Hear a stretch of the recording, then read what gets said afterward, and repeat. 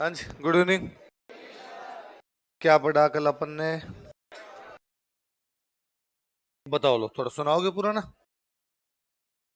बताओ, सिरोही में कौन सा वंश था? उनकी कौन सी ब्रांच थी? पहला बंदा कौन था? कब चला गया था वो? क्या क्या जीतता है? आबू और चंद्रावती किसको हरा के? और राजधानी कौन सी बनाता है? फिर शिवपुरी को राजधानी किसने बनाया? फिर सिरोही की स्थापना किसने की? कब की थी? और बाद दत्ताने का युद्ध किस किस के बीच में हुआ? सुल्तान और अकबर के बीच में। कब हुआ था? इसमें किसकी जीत हुई? अकबर के सेनापति कौन कौन थे? ये राय सिंह किसका बेटा था? जगमाल किसका भाई था? दुरसा आढ़ा की बुक का नाम बताओ। अजीत सिंह को शरण किसने दी थी? किसके खिलाफ दी थी? कौन से गांव में दी थी? कालिंद्री। कौन से गांव में? किसके घर पे दी थी? जयदेव पुरोहित। अच्छा, सिरोही का राजा जिसने अंग्रेजों के साथ संधि की, कब की थी? तो सिरोही राजस्थान की, जिसने अंग्रेजों के साथ। बूंदी में कौन सा वंश था? उनकी कौन सी ब्रांच थी? बूंदी का नाम रणकपुर अभिलेख में क्या है? वृंदावती। पहला बंदा कौन था? किसको हरा के कब्जा करता है? जैता मीना को कब हराता है? कोटा को जीत के बूंदी में कौन मिलाता है? जैत्री सिंह। बूंदी में किला कौन सा बनाया जाता है? तारागढ़ किसने बनवाया था? तारागढ़ किसके लिए फेमस है? अच्छा, सुरजन सुरजन के टाइम में अकबर ने कहा अटैक किया था? कब अटैक किया था? और किसके कहने पे सुरजन ने संधि कर ली थी? द्वारिका में कौन सा मंदिर बनवाया? चंद्रशेखर की बुक का नाम बताओ। बुद्ध सिंह ने कौन सी बुक लिखी? कौन से दो बेटों में विवाद था? दलेल सिंह का सपोर्ट किसने किया? उमेद सिंह का सपोर्ट किसने किया? तो बूंदी राजस्थान की पहली रियासत थी जिसके आंतरिक राजनीति में मराठों ने हस्तक्षेप किया था। अच्छा, उसके बाद में और आपका जो अमर कंवर थी वो किसकी रानी थी? बुद्ध सिंह की। किसकी बहन थी? और उसने किसको बुलाया था? कौन सा? मल्हार राव होलकर। और दलेल सिंह की रानी का नाम क्या था? कृष्णा कौर। और ये किसकी बेटी थी? और अंग्रेजों के साथ संधि करने वाला राजा विष्णु सिंह कब संधि कर लेता है? कोटा में कौन सा वंश था? उनकी कौन सी ब्रांच थी? पहला राजा कौन था? बूंदी के कौन से राजा का बेटा था? कौन से मुगल बादशाह ने आजाद किया था? कब किया था? कौन सा घोड़ा दिया था उसको? क्या जीतने के कारण? धर्मत के युद्ध में लड़ता हुआ कौन मारा गया था? मुकुंद सिंह ने कौन सा महल बनवाया था? और फर्रुख शेर के कहने पर बूंदी पर अटैक किसने किया? बूंदी का राजा कौन था? बूंदी से क्या क्या उठा के लेके गया? बूंदी का नाम बदल के क्या कर दिया था? क्या कर दिया? तो उसे गिफ्ट में फर्रुख शेर ने कौन सा किला दिया? कौन से संप्रदाय को मानता था? अपना नाम बदल के, कोटा का नाम बदल के, शेरगढ़ का नाम बदल के, बारह में कौन सा मंदिर? इतनी बातें बड़ी। चलो अगला लिखो।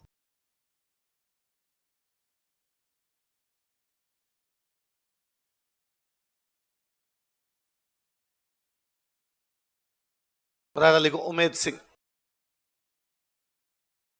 हाँ, आवाज नहीं रही। सवाल पूछ रहा, माइक दो उसको कोई तो।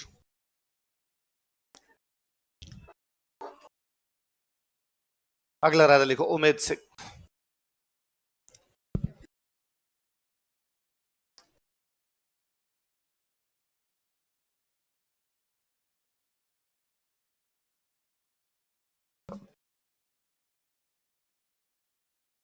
सर मेरा सवाल इस टॉपिक से रिलेटेड नहीं है, लेकिन सर पढ़ाई से संबंधित था। कल मैं जब आपके पास आया था ना, हाँ बता सवाल।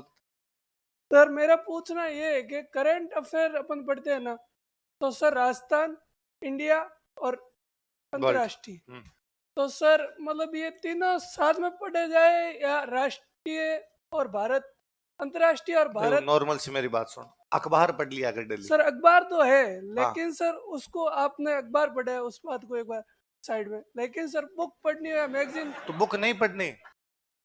सर फिर भी मतलब ये करंट अफेयर अलग अलग पढ़े या? अखबार पढ़ना है। हाँ अखबार में जो कुछ हो सब पढ़ना है। ठीक है। फिर भी सर यूपीएससी देते हैं मतलब राजस्थान का लेवल कम रहता है और। अखबार पढ़ना है। अखबार पढ़ना है। कभी ये सोच के करंट नहीं पढ़ा जाता कि एग्जाम में क्या आएगा। करंट इसलिए पढ़ना होता है कि डे टू डे में क्या चल रहा है। तू राजस्थान नहीं पढ़ के जाएगा, कोई यूपीएससी के इंटरव्यू में पूछेगा हाल ही में राजस्थान की 5 समस्या बता।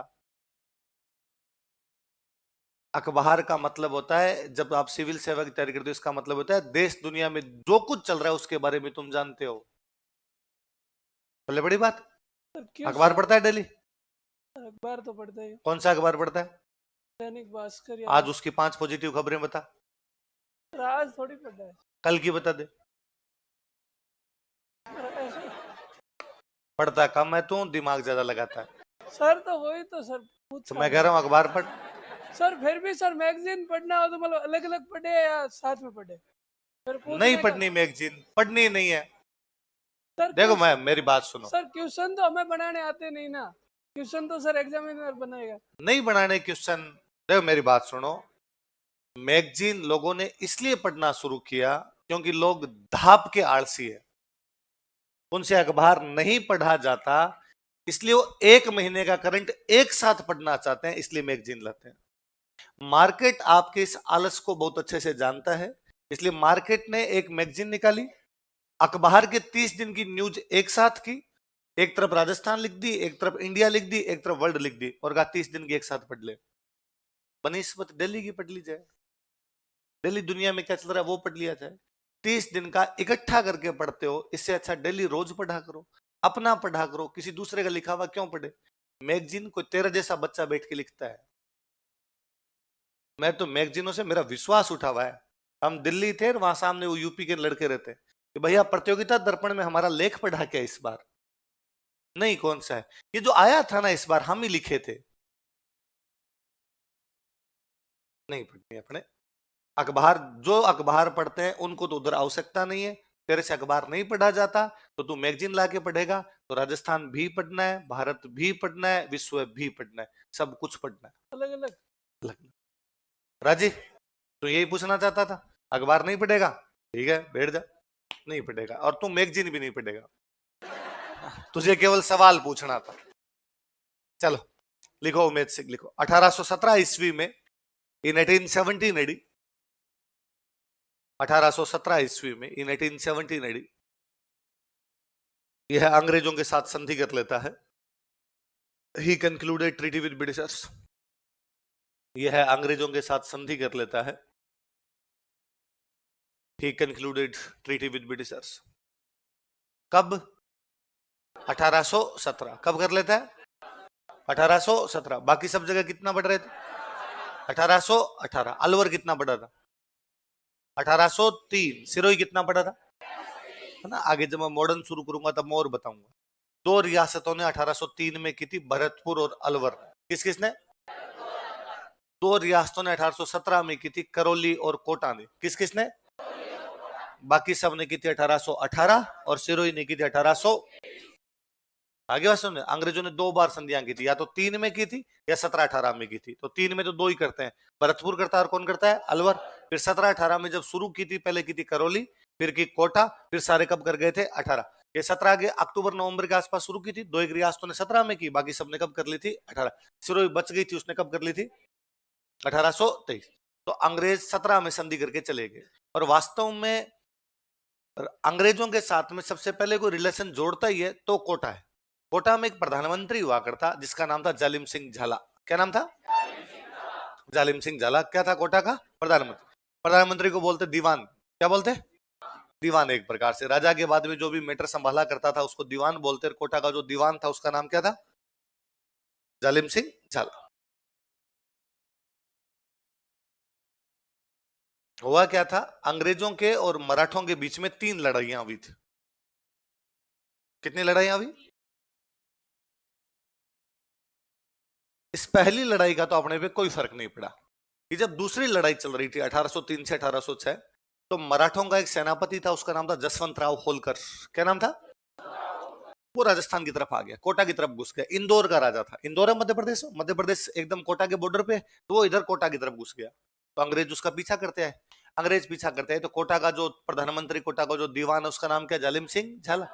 तो अंग्रेजों ने उसको कहा कि भाई जालिम सिंह झाला, जसवंत राव होलकर के हम पीछे लगे हुए हैं, वो तुम्हारी बाउंड्री में घुस गया, तुम किसका साथ दोगे? तो जालिम सिंह झाला ने अंग्रेजों का साथ दिया। किसका साथ दिया? तो अंग्रेज बड़े राजी होके गए, और अंग्रेजों का वो एक सॉफ्ट कॉर्नर था कि यार कोटा वालों ने अपना साथ दिया था।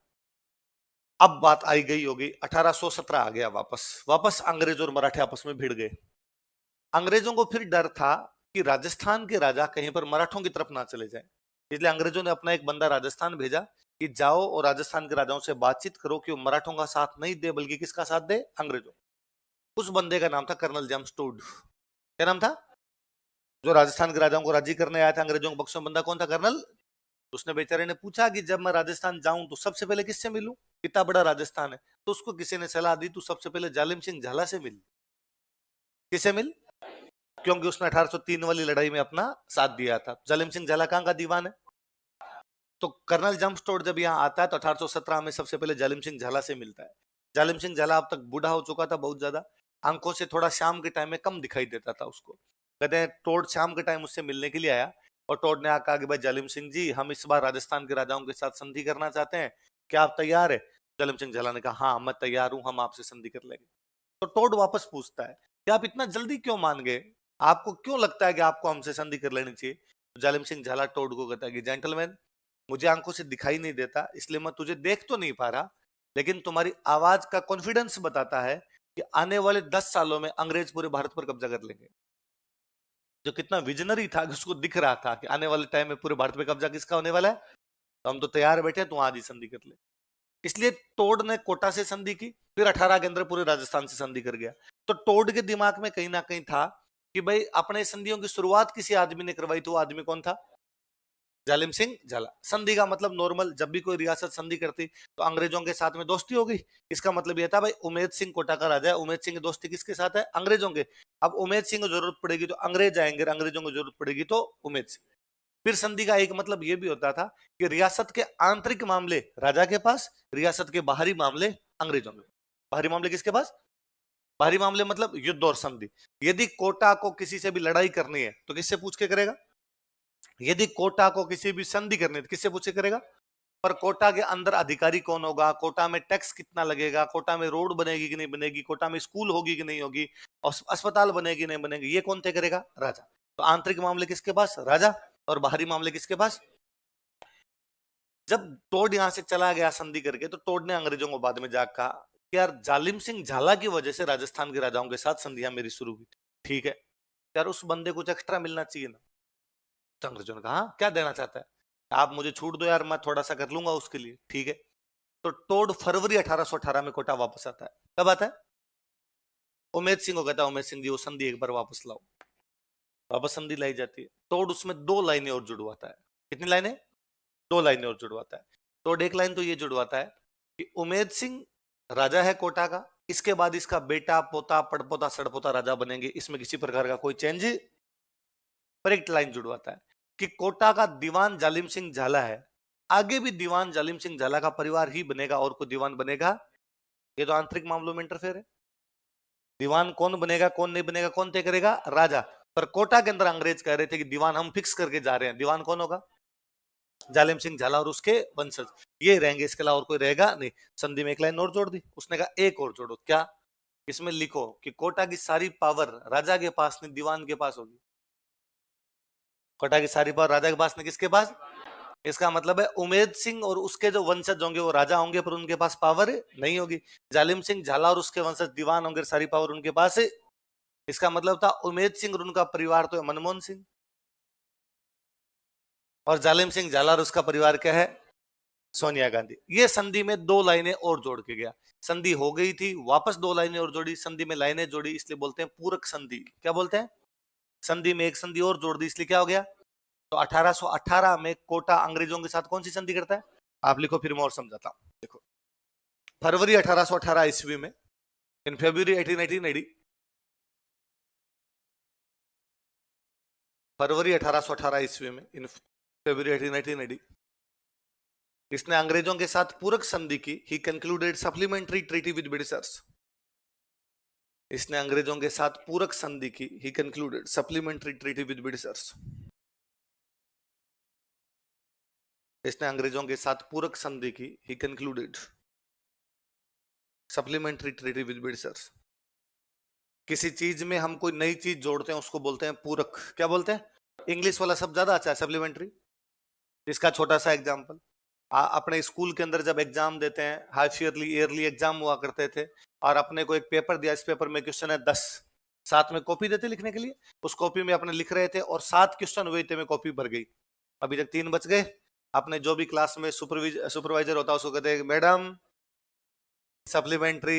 एक कॉपी और मिलती थी, कॉपी में कॉपी जोड़ते, तब क्या बोलते? तो संधि में संधि जोड़ो, तो है ना। फिर आप एग्जाम देते, एग्जाम में बाकी सब्जेक्ट में पास हो गए, 2 सब्जेक्ट में फेल हो गए, इसलिए बाद में गवर्नमेंट आप कहते इन 2 का एग्जाम वापस दे दे। एग्जाम में एग्जाम जोड़ते तो भी क्या बोलते?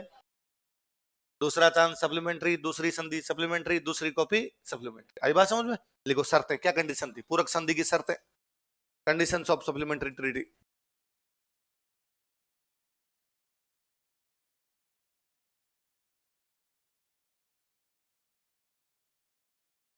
एक नंबर लगा के लिखो, उमेद सिंह तथा उसके वंशज, Umed Singh and his descendants, Umed Singh तथा उसके वंशज, Umed Singh and his descendants,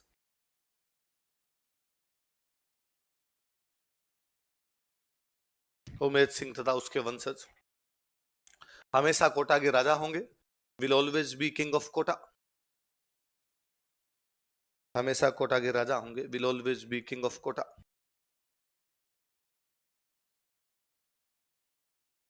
हमेशा कोटा के राजा होंगे, will always be king of Kota. 2 number लिखो, स्टार लगा के लिखना, काम की बात यही है। जालिम सिंह झाला तथा उसके वंशज,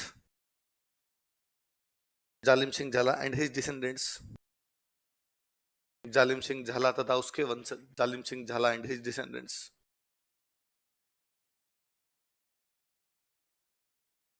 जालिम सिंह झाला तथा उसके वंशज, जालिम सिंह झाला एंड हिज डिसेंडेंट्स हमेशा कोटा के दीवान होंगे, विल ऑलवेज बी दीवान ऑफ कोटा,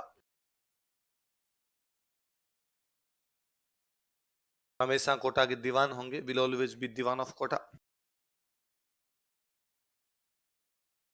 तथा कोटा की सारी शक्तियां and all powers of Kota, तथा कोटा की सारी शक्तियां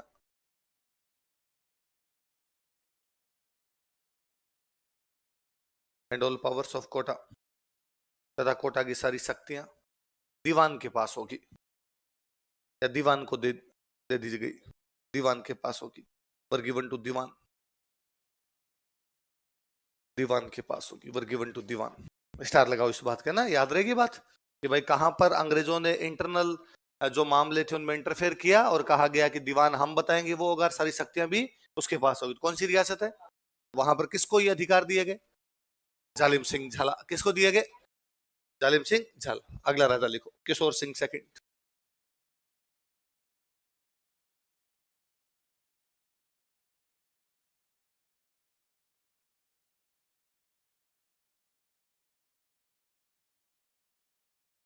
अगला राजा कौन है? किशोर सिंह सेकंड। अब जब किशोर सिंह सेकंड राजा बना, उधर जालिम सिंह झाला दीवान है, तो जालिम सिंह झाला दीवान है, तो किशोर सिंह सेकंड को बड़ा बुरा लगता है, उसको लगता है राजा मैं हूं और चलती मेरी नहीं, चलती किसके? जालिम सिंह झाला। उसने जालिम सिंह झाला को दीवान के पद से हटा दिया, भाग गया से, कोई दीवान नहीं। तो जालिम सिंह झाला भाग के अंग्रेजों के पास गया, उसने अंग्रेजों को जाकर, भाई तुम्हारी जबान की कोई वैल्यू है कि नहीं है? अंग्रेजों ने कहा कैसे?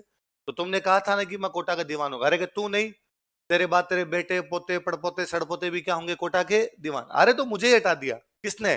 किशोर सिंह सेकंड ने। तो अंग्रेजों ने कहा हम तेरा साथ देते हैं। फिर किशोर सिंह सेकंड के जालिम सिंह झाला के बीच युद्ध होता है, राजा के और दीवान के बीच। लिखो मांगरोल का युद्ध। 12 में जगह पड़ती है मांगरोल। मांगरोल कहां पड़ता है? मांगरोल का युद्ध, battle of Mangrol.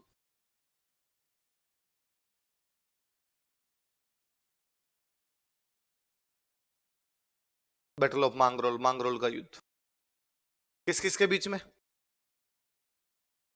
Kishore Singh second और जालिम सिंह झाला, मतलब राजा वर्सेस दीवान।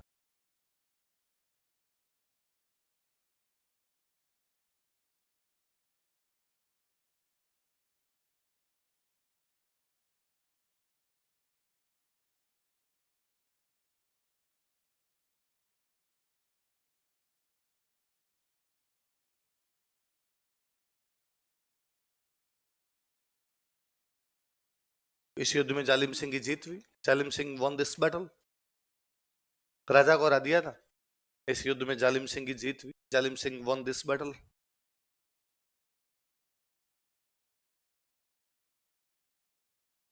अंग्रेजों ने जालिम सिंह का साथ दिया था। अंग्रेज तो कह के गए थे ब्रिटिशर सपोर्टेड जालिम सिंह। अंग्रेजों ने जालिम सिंह का साथ दिया था। ब्रिटिशर सपोर्टेड जालिम सिंह।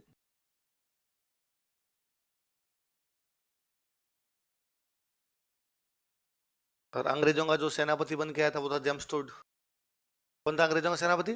लिख लो कोष्टक में, जेम्स टोड। याद रहेगा अंग्रेजों की तरफ से कौन आया था। कर्नल था वो, कर्नल जेम्स टोड है पूरा नाम ही उसका, जेम्स टोड। तो पूछे कि जेम्स टोड किसका साथ देने के लिए आया था? तो किसका साथ देने के लिए आया था? जालिम सिंह झाला। किशोर सिंह बेचारा हारा। किशोर सिंह भाग के आया मेवाड़। कहां पर आया? तो बताओ इस टाइम मेवाड़ का राजा कौन है?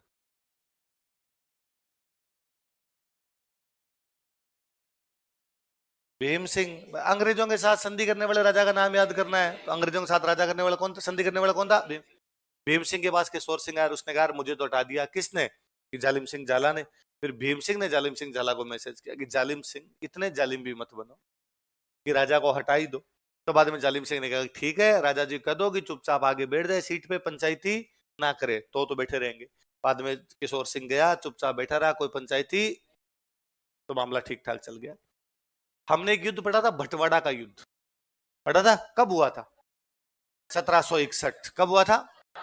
उसमें कोटा का सेनापति कौन है? जालिम सिंह झाला। अब कौन सा युद्ध पढ़ रहे हैं? मांगरोल का युद्ध। उसमें भी किशोर सिंह के खिलाफ कौन लड़ रहा है? मतलब 1761 में भी जालिम सिंह झाला लड़ रहा है, 1821 में भी जालिम सिंह झाला लड़ रहा है। इसका मतलब कितने साल हो गए लड़ते हुए? 60। कितने साल हो गए? 60 साल तक जालिम सिंह जालिम बना रहा। 60 साल तक जालिम सिंह लड़ता ही रहा था। गजब गजब का बंदा था, गजब का योद्धा था, इतना अच्छा डिप्लोमेट था। उस समय अंग्रेज इसके दोस्त हैं, मराठे इसके दोस्त हैं, कोई पिंडारी इसके दोस्त हैं, मेवाड़ वाले इसके दोस्त हैं, कोटा वाले इसके दोस्त हैं। तो सब तरफ इसने अपना यूं जाल बिछा रखा था। कब किसको फेंकना है, कब किसको पास में रखना है, अपने हिसाब से यूं गेंदों से खेला करता था। कहते हैं मराठों का जो जसवंतराव होलकर था ना, इसने होलकर के खिलाफ अंग्रेजों की सहायता की थी। किसकी सहायता की? तो होलकर बड़ा नाराज हुआ इससे, और होलकर ने जैसे अंग्रेज चले गए, होलकर वापस आया और उसने कहा काका, वो जालिम सिंह झाला को काका ही बोलता, अंकल बोलता था, उम्र में बड़ा जालिम सिंह झाला, और तूने मेरे खिलाफ अंग्रेजों की कैसे सहायता की, और अब तू मेरे को 10 लाख रुपए दे वरना मैं कोटा पर अटैक करूंगा। तो जालिम सिंह झाला ने कहा ठीक है 10 लाख रुपए दे देंगे, तू कोटा पर अटैक मत कर। तो कहा ठीक है ला के दे। तो उसको 3 लाख रुपए ले जाके दे, और कहा 7 लाख थोड़े दिन में पहुंचा देंगे। तो कहा ठीक है। थोड़े दिन में जसवंतराव होलकर पागल हो गया, और जसवंतराव होलकर को याद ही नहीं रहा कि मैं कौन, और वो बेचारा किसी को कुछ ही कह दिया करता था, याददाश्त चली गई। पर उसको एक बात याद थी कि मैं काका से 7 लाख रुपए मांगता हूं। अब तो मराठों को पता चला कि जसवंतराव होलकर जालिम सिंह से 7 लाख रुपए मांगता है। तो मराठे आए, मराठों ने कहा भाई 7 लाख रुपए जिसने किस बात की? तो जसवंतराव होलकर मांगता है। क्या प्रूफ है जसवंतराव होलकर मेरे से मांगता है? तो क्या वो कह रहा है कि काका से 7 लाख मांगता हूँ? वो तो अपनी लुगाई को भी मां कहने लग गया आजकल। उसको तो पता ही नहीं चलता यार क्या है क्या नहीं है, तो मैं उसके पैसे कैसे दूं? तो ये मराठों के रुपए खा गया था। तो जालिम सिंह का नाम जालिम सिंह नहीं है, बंदा भी क्या है? अगला राजा राम सिंह सेकंड।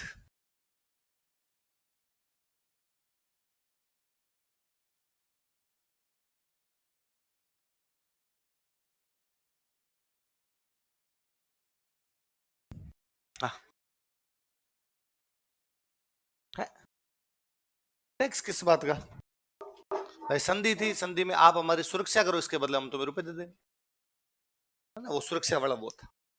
अगला कौन है? राम सिंह सेकंड। राम सिंह सेकंड। अब हुआ क्या कि उधर जालिम सिंह झाला दीवान है, चलती किसके? जालिम सिंह झाला, क्योंकि लिखा हुआ दीवान के पास पावर रहेगी। जालिम सिंह झाला के बाद में दीवान बन गया उसका बेटा, उसका नाम था माधो सिंह झाला। क्या नाम था? जालिम सिंह झाला भले ही दीवान बन गया था, उसके पास पावर थी, पर स्वभाव का बड़ा यूं पोलाइट विनम्र बंदा था। मतलब जालिम सिंह झाला कभी कोटा के राजा के सामने तो सीट पे भी नहीं बैठा।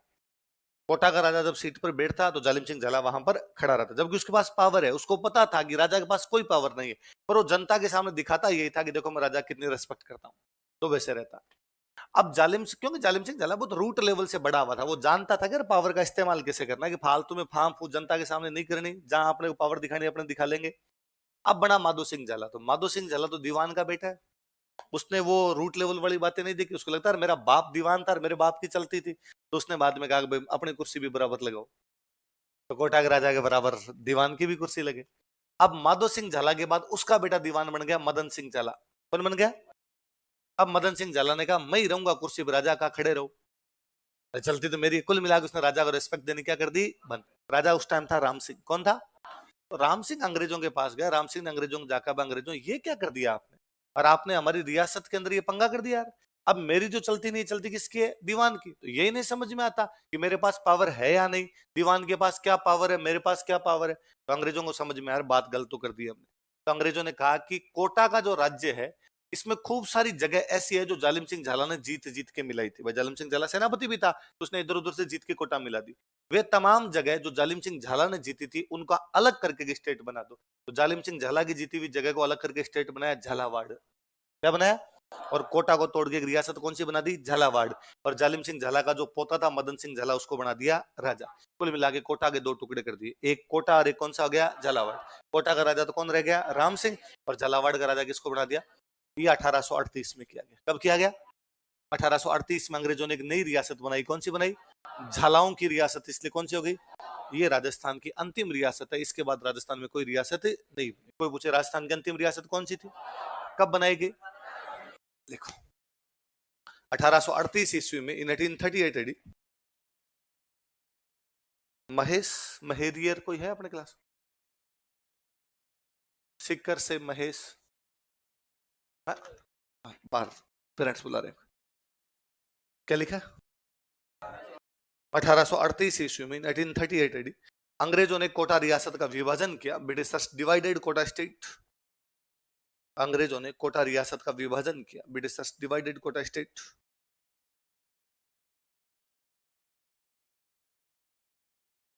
अंग्रेजों ने कोटा रियासत का विभाजन किया। Britishers divided Kota state. तथा झालावाड़ रियासत की स्थापना की, एंड फाउंडेड झालावाड़ स्टेट।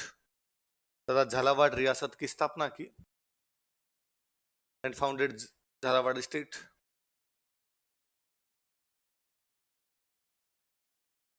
तो कोई पूछे कि जब झालावाड़ रियासत बनाई गई थी कोटा से तोड़ के, तो कोटा का राजा कौन था? राम सिंह सेकंड। कौन था? लिखो, मदन सिंह झाला को झालावाड़ का राजा बनाया गया। Madan Singh Jhala was appointed king of Jhalawar.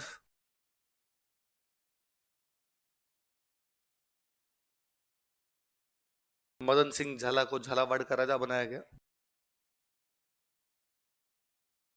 Madan Singh Jhala was appointed as king of Jhalawar.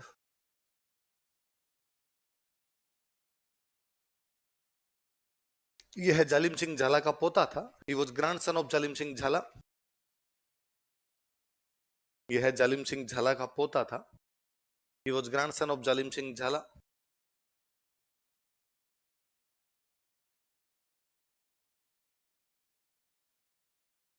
यह जालिम सिंह झाला का पोता था। He was grandson of Zalim Singh झाला। देखो, झालावाड़ राजस्थान की अंतिम रियासत थी। Jhalawar was last state of Rajasthan. Jhalawar Rajasthan की अंतिम रियासत थी। Jhalawar was last state of Rajasthan.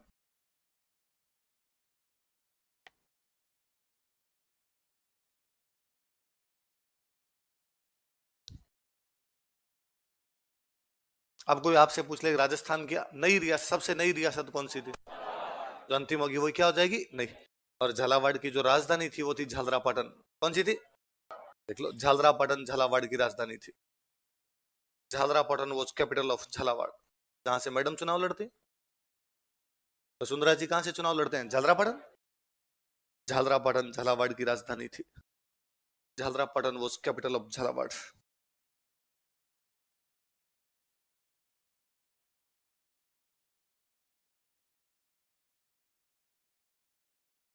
ठीक है, ये आपका चौहान वंश। चौहानों का ये पढ़ा था हमने, अजमेर, रणथंभौर, नाडोल, जालोर, सिरोही, बूंदी, और आगे लिखो परमार वंश।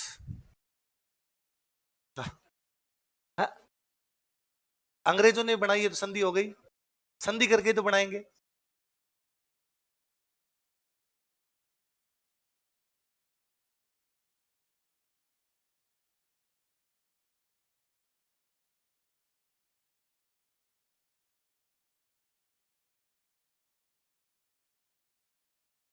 अगला लिख लो भाई, परमार वंश, परमार डायनेस्टी। परमारों की किताबें ये कहती है कि आबू पर्वत पर एक ऋषि रहते थे, वशिष्ठ। कौन रहते? वशिष्ठ। उनकी एक ऋषि से नहीं बनती थी, उसका नाम था विश्वामित्र। क्या नाम था? ऋषि वशिष्ठ के पास एक गाय थी, गाय का नाम था नंदिनी। क्या नाम था?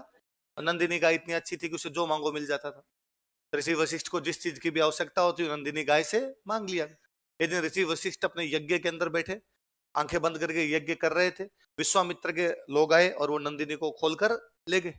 ऋषि वशिष्ठ ने जब आंखें खोली, वहां पर नंदिनी नहीं थी। तो उन्होंने अग्नि से एक योद्धा उत्पन्न किया। उस योद्धा को कहा, जाओ नंदिनी को लेकर आओ। योद्धा गया, नंदिनी को वापस लेके आया। योद्धा दुश्मनों को मार के वापस आया। पर मार, इसलिए उसका नाम क्या रखा गया? कुल मिला के परमार ये कहते हैं कि अग्निकुंड से एक ही उत्पन्न हुआ था, हम, हमारे अलावा और कोई। इसका मतलब कम से कम उत्पत्ति तो अपने आबू से मानते हैं। तो परमाणु का उत्पत्ति स्थल आबू, परमाणु का उत्पत्ति स्थल था। Abu was origin palace of Parmars. Abu परमाणु का उत्पत्ति स्थल था। Abu was origin palace of Parmars. अब परमारों ने कहां कहां राज किया था वो लिख लो। परमार रियासत है,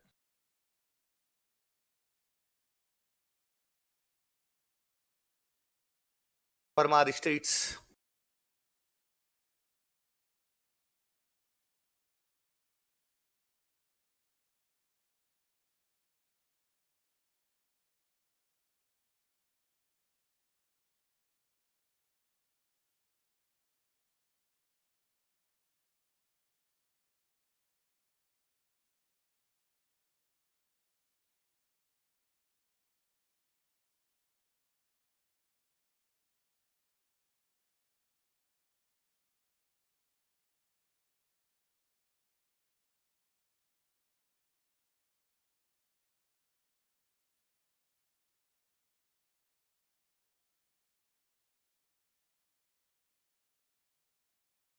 कहां का राज किया बताओ। देखिए, आबू, मालवा, वागड़। देखो आप याद करो, अपने बार बार बोलते हैं आबू की परमार राजकुमारी छीनी देवी। आबू का परमार राजा धरावर्ष। आबू में कौन थे? परमार। मालवा में हमने पढ़ा था, मालवा के भोज परमार ने समिधेश्वर मंदिर का निर्माण करवाया। रणथंभौर के हमीर ने मालवा के भोज परमार सेकंड को हराया था। तो मालवा में कौन थे? परमार। हमने पढ़ा था मेवाड़ के गोहिल राजा सामंत सिंह ने परमारों को हराकर वागड़ पर अधिकार किया था। तो वागड़ में भी कौन थे? परमार। हमने पढ़ा था कीर्तिपाल सोनगरा ने कुंतपाल परमार को हराकर जालोर पर कब्जा किया था। तो मतलब जालोर में भी कौन थे? एक किराड़ू, नाम याद करना अलग से, बाड़मेर में पड़ता है किराड़ू। कहां पड़ता है? यहाँ पर भी कौन सा वंश रहा था? परमार। तो परमारों के कहां का राज रहा बताओ। देखिए, आबू, मालवा। देखिएगा, पोस्टमार्टम करे, लिखो आबू का इतिहास, हिस्ट्री ऑफ आबू।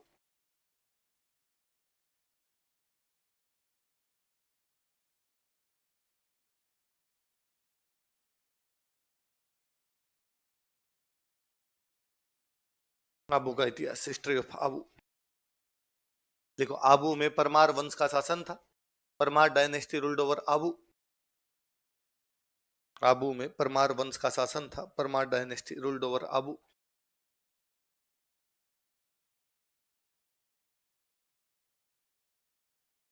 आबू में परमार वंश का शासन था। कौन से वंश का शासन था? परमार वंश। कहां पे? आबू के अंदर था। अब इनका जो पहला बंदा, जहां से ये मानते हैं कि भाई हमारा सबसे पुराना बंदा ये था, उसका नाम मिलता है धूमराज। क्या मिलता है? लिखो, धूमराज।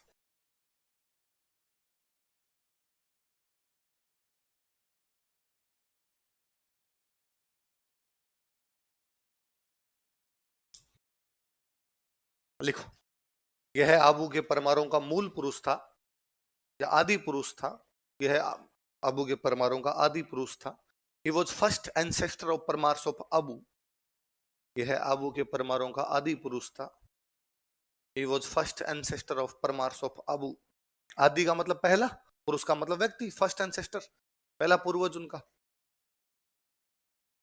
यह आबू के परमारों का आदि पुरुष था, है ना। और ध्यान दीजिए आप, 4 वंश के बारे में कहा जाता है कि उनकी उत्पत्ति अग्निकुंड से हुई थी। ऐसा चंद्रबरदाई की पृथ्वीराज रासो के आधार पर कहते हैं। चंद्रबरदाई की, बाकी चौहानों ने, जबकि चंद्रबरदाई की पृथ्वीराज रासो अपने आप में क्वेश्चन मार्क है, मैंने बताया था। चौहानों की कोई भी किताब, कोई भी अभिलेख ये नहीं कहता कि हम अग्निवंशी है ना। उनके अभिलेख सूर्यवंशी बताते हैं उनको, उनके अभिलेख उनको चंद्रवंशी बताते हैं, उनके अभिलेख उनको ब्राह्मण बताते हैं, उनके अभिलेख उनको इंद्र का वंशज बता देते हैं, लेकिन वो कहीं भी अपने को अग्निवंशी बताते। चालुक्यों का कोई अभिलेख या कोई किताब उनको अग्निवंशी नहीं बता रही। प्रतिहारों के अभिलेख उनको अग्निवंशी बताते नहीं है। एकमात्र परमार है जो अपने अभिलेखों में भी कहते हैं हम अग्निवंशी, या अपनी किताबों के अंदर भी कह रहे हैं हम क्या है, अग्निवंश। पहले बंदे का नाम क्या दे रहे हैं? धूम का मतलब धुआं होता है। धूम का मतलब क्या होता है? ये कहते हैं भाई हमारी पहला जो बंदा रहा होगा उसका नाम क्या रहेगा? अग्नि से क्या निकलता है? धूम मचा दे, धूम करता ही बाहर आया। कौन आया सबसे पहले? अब ये कहते हैं पहला बंदा कौन था? धूमराज। अब उसके बाद में कौन हुए उनके बारे में अपने पास कोई भी जानकारी। धूमराज के बाद कौन था? अपने को जहां से जानकारियां मिल लगती है, ये इसके बाद ये इसके बाद ये, उस बंदे का नाम है उत्पल राज। क्या नाम है? लिखो, अगला लिखो, उत्पल राज।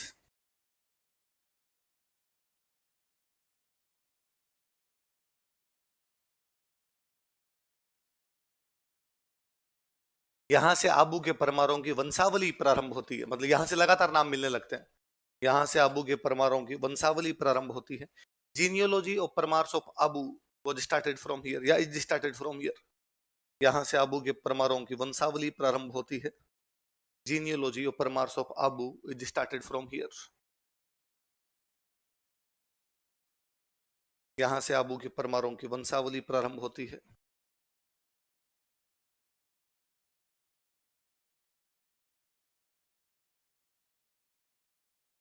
अब अगला राजा लिखो, धरणीवरा।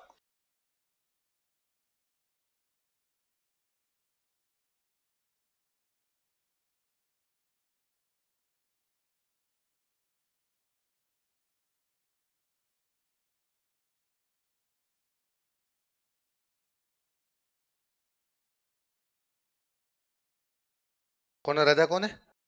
धरणीवरा के बारे में कहा जाता है कि धरणीवरा के 9 भाई थे। कितने भाई थे? अच्छा, परमारों की राजधानी तो है आबू। राजधानी कौन सी है? आबू। आबू मतलब सिरोही। पर परमार उस समय इतने शक्तिशाली थे कि सिरोही उनके पास है, जालोर उनके पास है, पाली उनके पास है, जोधपुर उनके पास है, बाड़मेर उनके पास है। कुल मिला के मारवाड़, पश्चिमी राजस्थान को अपने क्या बोलते हैं? मारवाड़ में एक वंश का कब्जा, कब्जा कौन सा है? परमार। धरणीवरा के 9 भाई है। कितने भाई है? तो इसने अपने मारवाड़ को 9 भागों में बांट दिया। कितने भागों में? एक भाई तू ये संभाल, तू ये संभाल, तू ये संभाल। कितने भागों में बांटा? 9 भाग। इसलिए इसका राज्य जो था वो कहलाया नवकोटि मारवाड़। क्या कहलाया? आज दिन तक मारवाड़ के साथ ये शब्द जुड़ा हुआ है, नवकोटि मारवाड़। तो कोई पूछे कि मारवाड़ को नवकोटि मारवाड़ क्यों कहा जाता है? क्योंकि धरणीवरा ने अपने कितने भागों में बांट दिया? 9 भागों में, क्योंकि 9 उसके भाई थे। कोटि का मतलब होता है प्रकार। कोटि का मतलब 9 प्रकार से बांट दिया गया, इसलिए क्या कहलाया? नवकोटि। लिखो, इसने अपने राज्य को अपने 9 भाइयों में बांटा था। He divided his state in his 9 brothers। इसने अपने राज्य को अपने 9 भाइयों में बांट दिया था। He divided his state in his 9 brothers। अतः इसका राज्य नवकोटि मारवाड़ कहलाया। So the state was known as नवकोटि Marwar. अतः इसका राज्य नवकोटि मारवाड़ कहलाया। So the state was known as नवकोटि Marwar.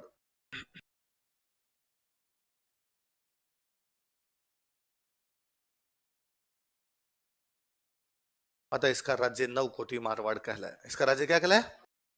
नवकोटि Marwar कहलाया। इस समय गुजरात में वंश कौन सा हुआ करता था? चालुक्य।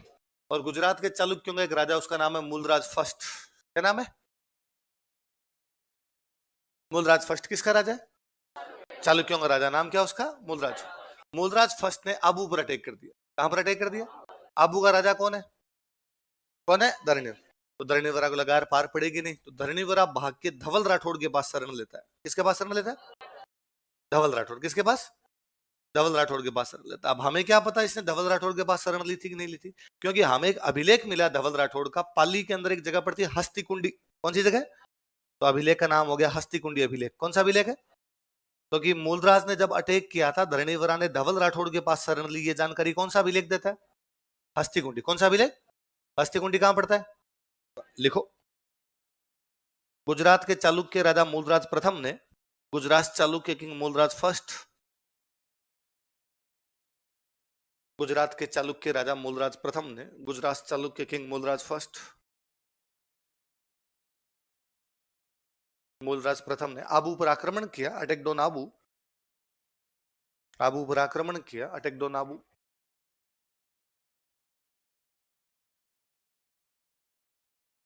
इस समय दिस टाइम धवल राठौड़ ने धरणीवरा को शरण दी। Dhaval Rathore gave shelter to Dharnivara. Dhaval Rathore ने धरणीवरा को शरण दी। Dhaval Rathore gave shelter to Dharnivara.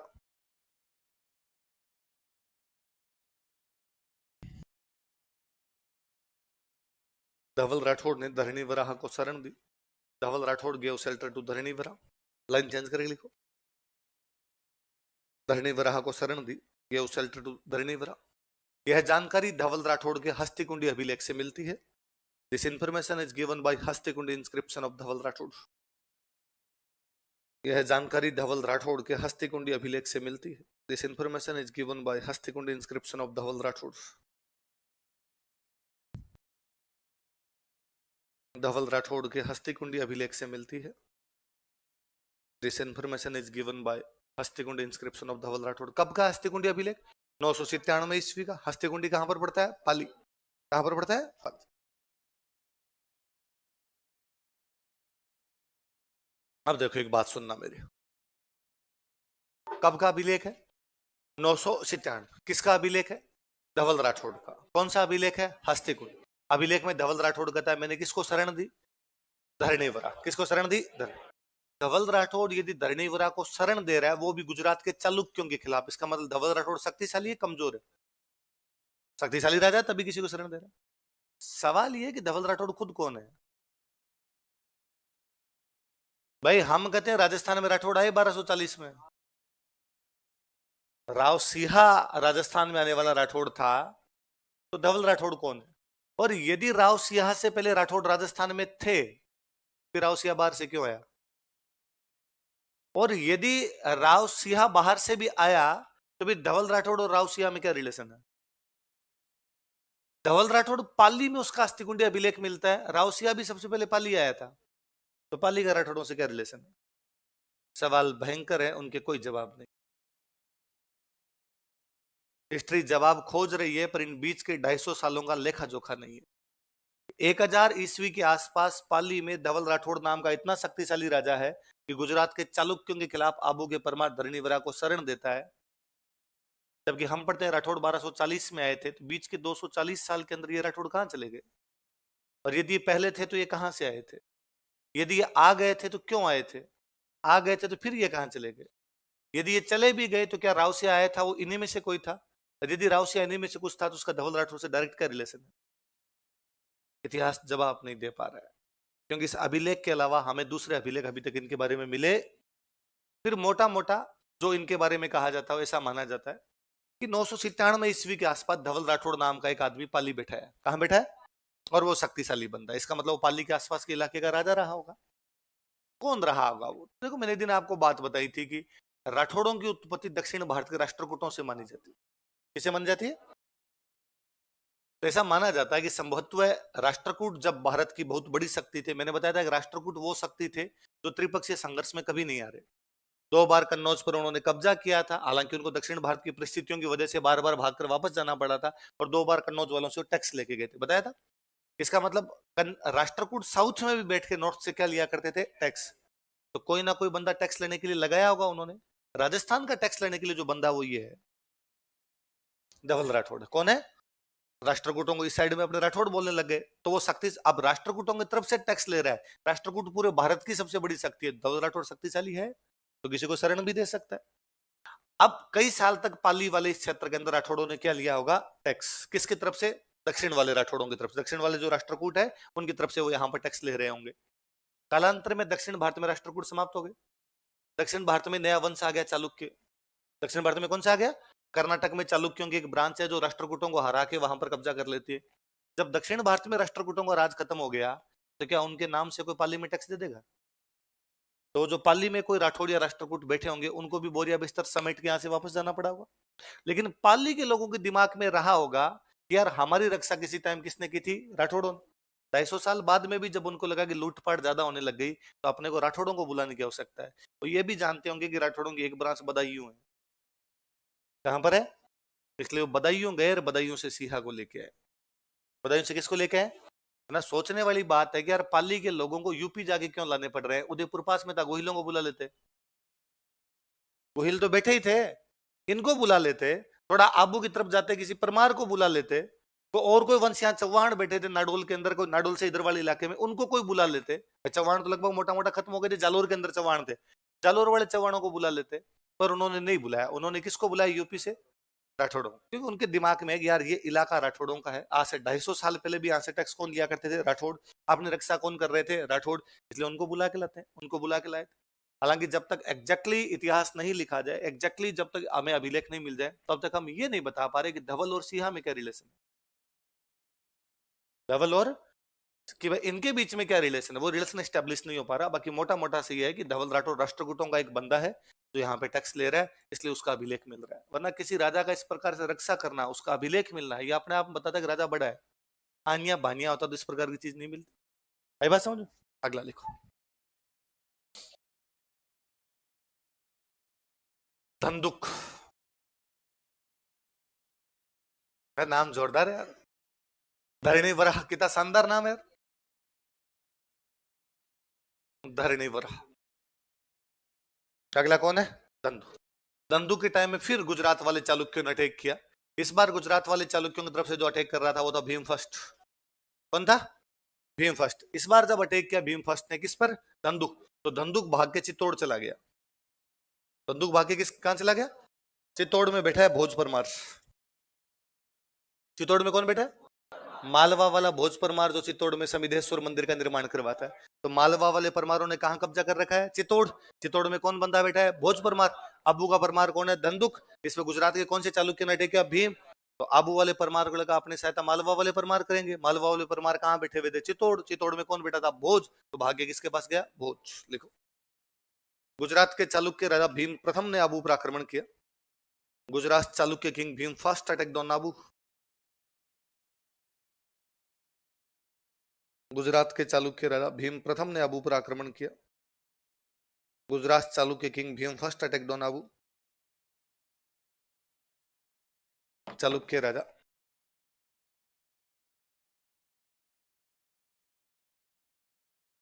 Bhim प्रथम ने आबू पर आक्रमण किया, attack on Abu, Bhim first attack on Abu. इस समय धंधुक ने भोज परमार के पास चित्तौड़ में शरण ली। इस समय धंधुक ने भोज परमार के पास चित्तौड़ में शरण ली। This time Dhandhuk took shelter to Bhoj Parmar at Chittor. This time Dhandhuk took shelter to Bhoj Parmar at Chittor.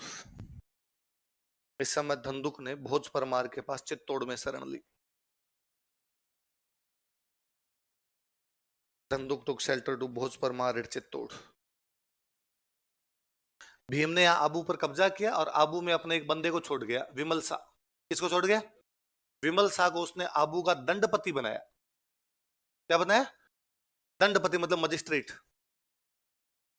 दंड देने वाला। दंड देने वाला कौन हो गया, मजिस्ट्रेट। लिख लो, भीम प्रथम ने विमल शाह को आबू का दंडपति बनाया। Bhim first appointed Vimal Shah as magistrate of Abu. Vimal Shah को आबू का दंडपति बनाया। Bhim first appointed Vimal Shah as magistrate of Abu. Vimal Shah को आबू का दंडपति बनाया। आबू का क्या बनाया, दंडपति बनाया। किसको बनाया आबू का दंडपति, विमल शाह को। किसने बनाया, विमल शाह को लगा कि यार ये जगह आबू है किसकी, धंधुक की, अपने जो बैठे ही हैं। तो उसने धंधुक के और भीम फर्स्ट के बीच समझौता करवा दिया। किसके बीच समझौता करवा दिया, भीम फर्स्ट का मंत्री था वो, धंधुक को बुला के उसने कहा आगे भीम फर्स्ट को बुलाकर धंधुक से समझौता कर ले, इसकी जमीनें वापस दे दे। तो इनके बीच में, दोनों के बीच क्या हो गया, समझौता। लिख लो, विमल शाह ने धंधुक तथा भीम प्रथम के बीच समझौता करवा दिया था। Vimal Shah mediated an agreement between Bhim first and Dhandhuk. Vimal Shah ने धंधुक तथा भीम प्रथम के बीच समझौता करवा दिया था। Mediated an agreement between Bhim first and धंधुक।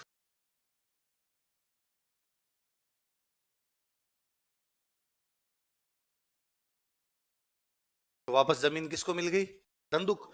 धंधुक ने विमल शाह कहा, भाई मेरे लायक कोई सेवा तो बता। विमल शाह ने कहा, मेरे को तो यहाँ जमीन दे दे, वहां पर मैं मंदिर बनवाना चाहता हूँ। विमल शाह जैन था। विमल शाह कौन था? इसलिए जैनों के पहले भगवान जी का मंदिर बनवाया। जैनों के पहले भगवान जी का नाम है ऋषभ देव। क्या नाम है? क्या नाम है? ऋषभ देव। जैनों के पहले भगवान जी का नाम क्या है? क्या नाम?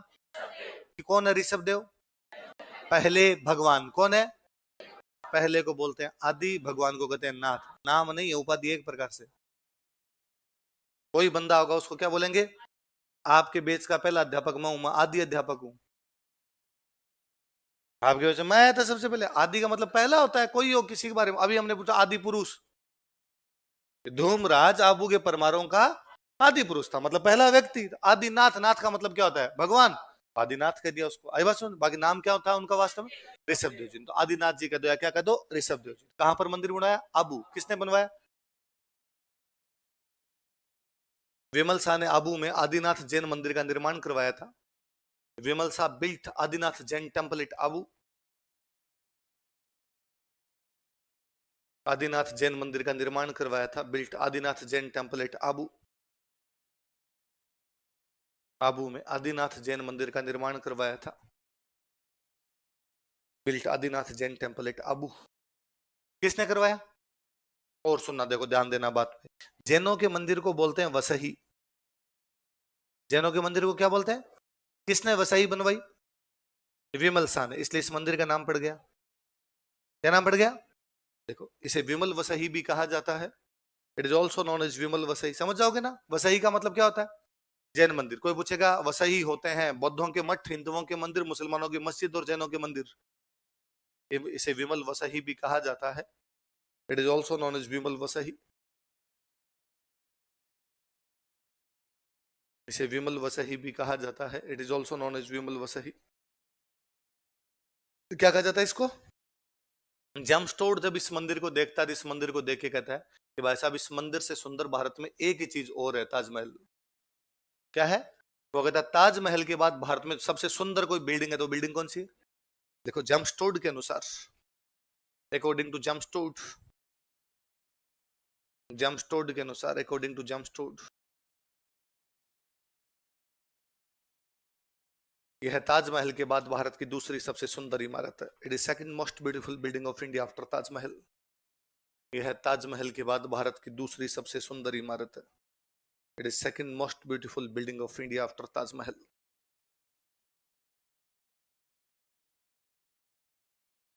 यह ताजमहल के बाद भारत की दूसरी सबसे सुंदर इमारत है। It is second most beautiful building of India after Taj Mahal. Dhandhuk की एक बेटी थी, उसका नाम था लाहिणी देवी। क्या नाम था? लाहिणी देवी कौन है? धंधुक की बेटी। किसकी बेटी है? धंधुक। क्या नाम है? इसने सिरोही के अंदर एक जगह पड़ती है बसंतगढ़। कौन सी जगह?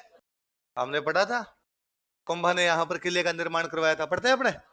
वही बसंतगढ़। इस बसंतगढ़ में पहले से बना हुआ था एक सूर्य मंदिर। क्या बना हुआ था? एक सन टेम्पल बना हुआ था यहाँ पर, पहले से एक सूर्य मंदिर बना हुआ था। और एक पहले से एक बावड़ी बनी हुई थी, उसका नाम था सरस्वती बावड़ी। क्या नाम था? बावड़ी समझते हो? ऐसा कुआ जिसमें नीचे उतरने के लिए सीढ़ियां बनी है, उनको क्या बोलते हैं?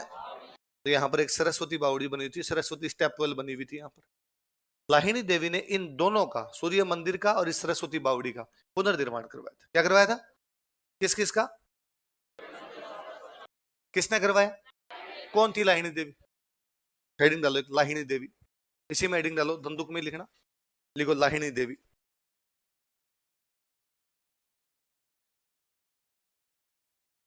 लाहिनी देवी। देखो, यह धंधुक की राजकुमारी थी। She was princess of Dhandhuk.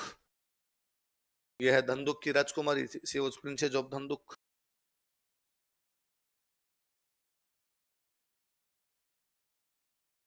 इसने बसंतगढ़ में सूर्य मंदिर तथा सरस्वती बावड़ी का पुनर्निर्माण करवाया था। She reconstructed sun temple and Saraswati stepwell at Basantgarh. Basantgarh कहां पर पड़ता है? सिरो। इसने बसंतगढ़ में सूर्य मंदिर तथा सरस्वती बावड़ी का पुनर्निर्माण करवाया था। She reconstructed sun temple and Saraswati stepwell at Basantgarh. Basantgarh में सूर्य मंदिर तथा सरस्वती बावड़ी का पुनर्निर्माण करवाया था? She reconstructed sun temple and Saraswati step toilet, Basantgarh. Basantgarh कहां पड़ता है? मुझे याद है एक बार किसी एग्जाम में क्वेश्चन था कि राजस्थान में सबसे अधिक सूर्य मंदिर किस क्षेत्र में थे? सिरोही। कहां पर थे? नीचे लिख लो अलग से, सर्वाधिक सूर्य मंदिर बराबर सिरोही, और बॉक्स में बंद कर लो यहीं पे। मैक्सिमम सन टेम्पल्स बराबर सिरोही इक्वल टू सिरोही। सर्वाधिक सूर्य मंदिर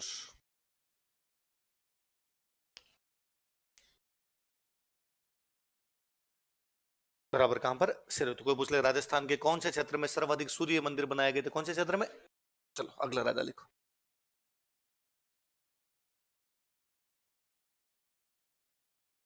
विक्रमदेव।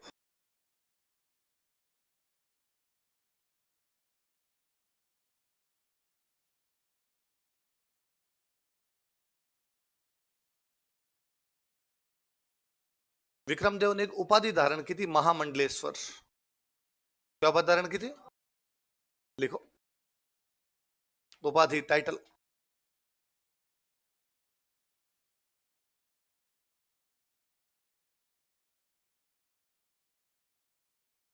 महामंडलेश्वर।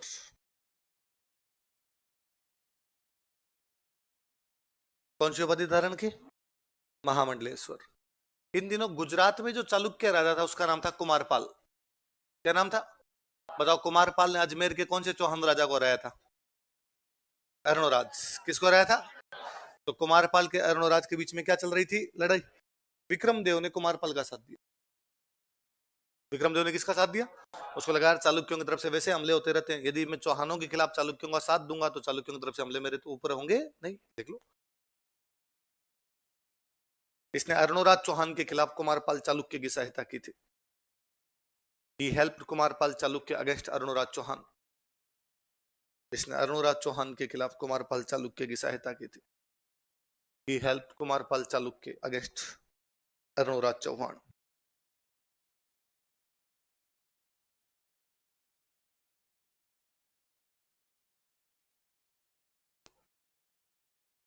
अरुणराज चौहान के खिलाफ कुमारपाल चालुक्य की सहायता की थी। किसकी सहायता की? कुमारपाल चालुक्य।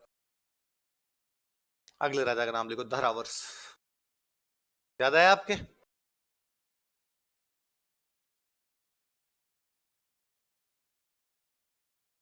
दो राजकुमारियों से एक साथ ही ब्याह करता है, गीगा देवी और श्रृंगार देवी। पढ़ा था हमने? किसकी राजकुमारियां थी? केलन। किसकी थी? केलन। केलन कहां का राजा था? नाडोल। नाडोल की कौन से वंश का था? और केलन ने कौन से युद्ध में भाग लिया था? कायंत्र। कौन से युद्ध में?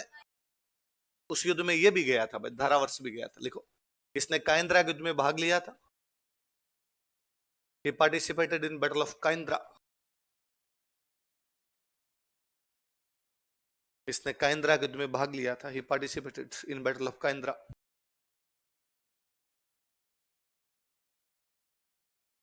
कौन से युद्ध में भाग लिया था?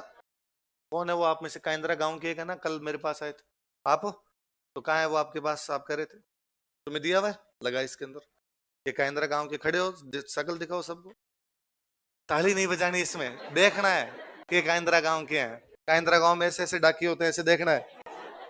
क्या नाम है आपका? है? सूरज, सुदर्शन। आजकल क्या काशिंद्रा बोलते हैं? काशिंद्रा कहने लगे आजकल।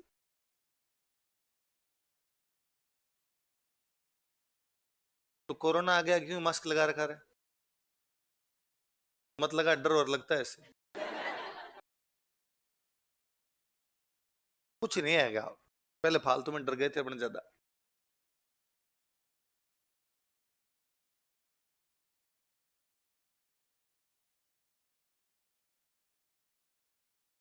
पता चल जाएगा तेरे कहां पे।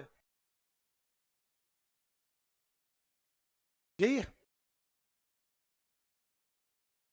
अच्छा, ये मंदिर है वहां का इंदिरा के अंदर, कौन कौन से भगवान जी का?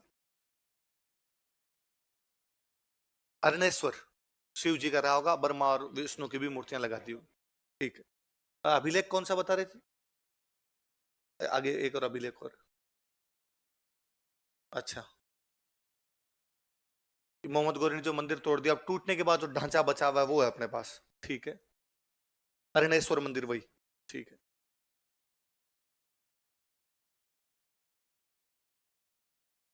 ये अभिलेख, ठीक है, रहने दे, मैं पढ़ लूंगा ऐसे। पढ़ो इसको पहले ऊपर तो। अरुणेश्वर, अरुणेश्वर नहीं, अरुणेश्वर है ना, अरुण अरुण, अरण्य नहीं अरुणेश्वर। आपने आप बोलचाल की भाषा में अरुणेश्वर अरुणेश्वर करने लगे भाई, अरुणेश्वर है ना। पहले तो ऊपर आर्त उनका वो लिखा हुआ है, वंदना की भी है उनकी, फिर लिखा हुआ है उसका इतिहास। इस दिव्य एवं भव्य शिव पंचायतन देवल्य, पंचायतन है ना, समझ गए। शिव, मैंने कहा शिव जी का स्वर लगा, इसका मतलब किसका है, शिव। ब्रह्मा विष्णु की मूर्तियां लगा दी होगी साथ में कि भाई दोस्त दोस्त एक साथ रह जाएंगे थोड़े। इस दिव्य एवं भव्य शिव पंचायतन देवालय की प्रथम प्रतिष्ठा आज से लगभग लगभग 1139 वर्ष पूर्व, यानी विक्रमी संवत 907 ईस्वी में, उस समय इस तीर्थ की प्रसिद्धि हुई। उस समय इस तीर्थ की प्रसिद्धि एवं महिमा चहुं ओर थी। प्रतिदिन हजारों की संख्या से इस तीर्थ में दर्शनार्थी पहुंचकर अपने आराध्य अरुणेश्वर देव की सेवा पूजा करके शिव की कृपा पाकर स्वयं को परम धन्य महसूस करते थे। अपने शिल्प स्थापत्य एवं प्रतिमाओं की विशेषताओं के कारण ये शिवालय विश्व के दुर्लभतम मंदिरों में से एक है। भगवान अरुणेश्वर की 3 मुख वाली प्रतिमा, कितनी मुख वाली है, 3, जिसमें रौद्र, शिव एवं लकुलिस, भगवान शिव के कई सारे रूप है। रौद्र रूप एक, जो उनका शिव रूप, एक उनका लकुलिस रूप। ये जो नागदा वाला मंदिर है अपना, ये लकुलिस है। कौन सा मंदिर है, लकुल। भगवान शिव के अलग अलग रूप है। रौद्र, शिव एवं लकुलिस के रूप दर्शाए गए हैं, बहुत ही मनमोहक है। विशेषतः इस शिव पंचायतन मंदिर से प्रणाल, विशेषतः इस शिव पंचायतन मंदिर में प्रणाल मंदिर भी एक मंदिर है, प्रणाल मंदिर, जिसमें प्रणाल मंदिर भी है, जिससे यह मंदिर शिल्प स्थापत्य की दृष्टि से विश्व के दुर्लभतम मंदिरों की श्रेणी में गिना जाता है। विक्रमी संवत, आगे वो कटा हुआ है, 1178 ईस्वी में, 57 जोड़ लो उतना आ जाएगा, मैं अफगान आक्रमणकारी सुल्तान साहबुद्दीन गोरी को गुजरात की राजधानी अनहिल पाटन पर आक्रमण करने जाते समय सुल्तान को इसी कासिंद्रा गांव में गुजरात की महारानी नायिका देवी ने हिंदू राजाओं के साथ मिलकर परास्त किया और सुल्तान को घायल होकर अपने वतन लौटने को मजबूर कर दिया था। इस मंदिर के शिखर का दोबारा नवीनीकरण 1182 ईस्वी में अरुणेश्वर देव के परम उपासक एक व्यापारी द्वारा करवाया गया था। साधु संतों, दर्शनार्थियों की सेवा के लिए एक सुंदर मठ, हजारों गौ माताओं सहित एक गौशाला का निर्माण करवाकर अपने आराध्य अरुणेश्वर देव को समर्पित किया। यह महान तीर्थ इतिहास की अनेकानेक घटनाओं का साक्षी रहा है। इस तीर्थ ने अपने महान स्वर्णिम काल भी देखा और पराभव भी।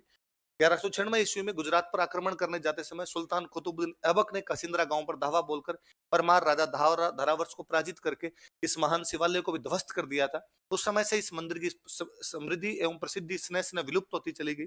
इस कालखंड में 1650 ईस्वी में ये कासिंद्रा गांव सिरोही के राजा अखिराज देवड़ा, अखिराज देवड़ा पढ़ते हैं, खानवा युद्ध में किसने भाग लिया, अखिराज देवड़ा ने मेवाड़ के कवि श्री खेमराज जी ददवाड़िया चारण को कासिंद्रा गांव जागीर में दिया। उस समय से ददवाड़िया देवल कुल के वंशज वर्तमान में इस गांव में निवासरत है। आप उनमें से, अच्छा। उस समय की स्मृति का दोहा जनमानस में आज भी चिरस्थायी रूप में प्रसिद्ध है। सम्मोत 17 सातों बरस चैत सुदी 14 कासिंद्रा कवि खेम ने अखमल दियो अवस, अखमल मतलब अखेराज ने, और उसको खेमराज को दे दिया था। खेम कालचक्र के सैकड़ों वर्ष बीतते गए और पुनः हमारे धर्म रक्षक ऋषि मुनियों ने आम जन में नवीन चेतना का संचार किया। इसके फलस्वरूप इस खंडर हो चुके महान शिवालय के उद्धार के लिए भारतवर्ष के महान संत श्री शिवगिरी बापू के परम शिष्य गुरुदेव श्री चंदनगिरी जी बापू ने इसके प्राचीन वैभव को पुनः साकार करने का प्रण लिया। गुरुदेव जी के लाखों भक्तों में से एक गुरु भक्त परिवार ने गुरुदेव की आज्ञा और आदेश को शिरोधार्य करते हुए इस प्राचीनतम शिवालय को पुनः वही प्राचीन शिल्प युक्त निर्माण करवाकर, पुरातन स्वरूप में नव निर्माण करवाकर शिव भक्तों के कल्याण के लिए भगवान अरुणेश्वर देव को समर्पित किया।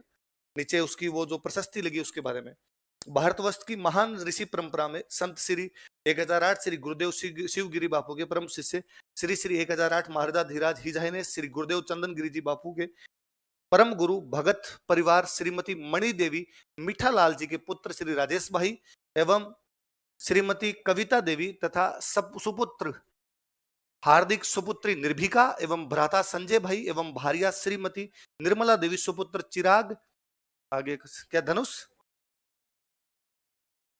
थोड़ा ऊपर करो, धनुष गौतम गोत्रीय है ना, गोत्र अलग होते हैं।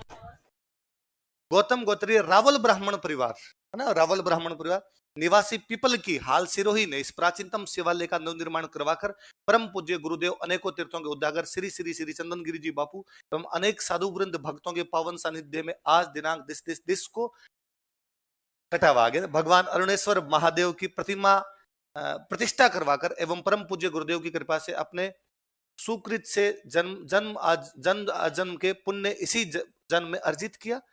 प्रत्येक कारण प्रत्येक प्राणी परम पूज्य गुरुदेव एवं सुकृत से योगदान देने वालों का हृदय की गहराइयों से आभार प्रकट करते हैं। प्रशस्ति लिखने वालों के नीचे पंडित वल्लभ नारायण भंडारी कुछ ऐसा कुछ दलपत राय वल्लभ राय नाम कटा हुआ है भंडारी। प्रशस्तिकार का नाम लिखा से पढ़ते हैं केशव गोविंद लिखा है ऐसा। प्रशस्ति किसने लिखी थी बात पल्ले पड़ गई। तो कायंद्रा गांव में कौन से भगवान जी का मंदिर है? अरुणेश्वर। कौन से का? बोलो अरुणेश्वर महादेव की। चलो ये वो अरुणेश्वर मंदिर, ये पुराने वाला सुदर्शन, ये पुराने वाला है। अब नया बनाने के बाद नया और दिखाया यार। गौतम गोत्री रावल ब्राह्मण इतने सारे नाम पढ़े, उन्होंने कौन सा बनाया वो तो देखे। झमाझम है।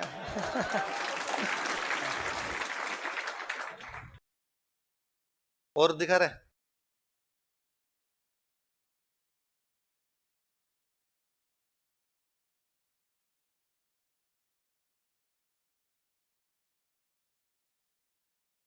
ये त्रिमुखी मूर्ति है ना, भगवान के त्रिमुख दिखाए हुए, शिव रूप, लकुलिश रूप, रुद्र रूप, उनके तीनों प्रकार के रूप एक साथ त्रिमुख शिव है ना। तो अपने कई मैं आगे पढ़ाऊंगा एक चतुर्मुखी गणेश, त्रिमुखी गणेश, चतुर्मुखी शिवलिंग ऐसे अलग अलग होते हैं।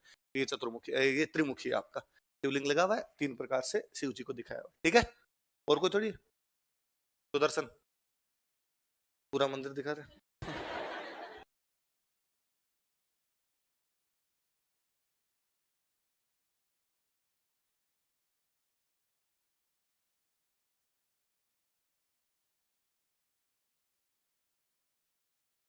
ये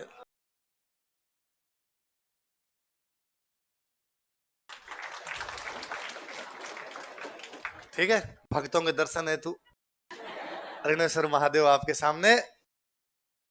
पंचायत चले वो तो अलग अलग पीछे मंदिर और बनेगा अपने को सही इसमें दिखा। 500 बना दिया, 500 बने, 500 5 दिखाई दे रहे।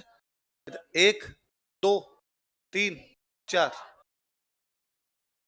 पंचायतन हो गया। पंचायतन से लिंग बना, मुख्य मंदिर शिव जी का बना हुआ है, उसमें भगवान शिव के 3 रूप है, शिव, रुद्र और लकुलिश। साथ में ब्रह्मा विष्णु की भी दूसरे मंदिरों में मूर्तियां लगी। ठीक है, चले अब तो या सुदर्शन और कुछ है? चलो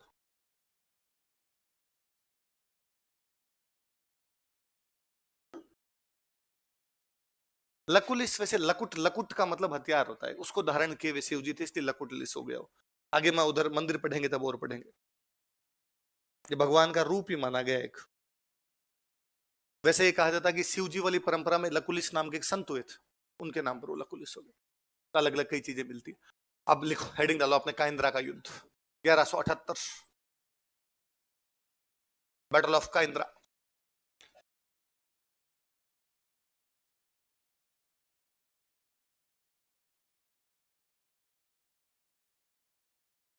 वे सुदर्शन ऐतिहासिक गांव से बिलोंग करते हैं।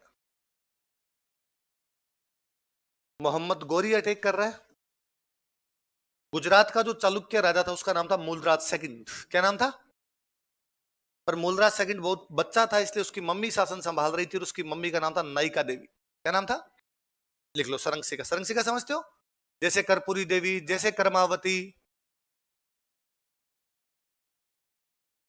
गार्जियन। गुजरात का चालुक्य राजा तो कौन है? मूलराज सेकंड। लिख लेना, मूलराज सेकंड चालुक्य, कोष्टक में गुजरात लिख लेना।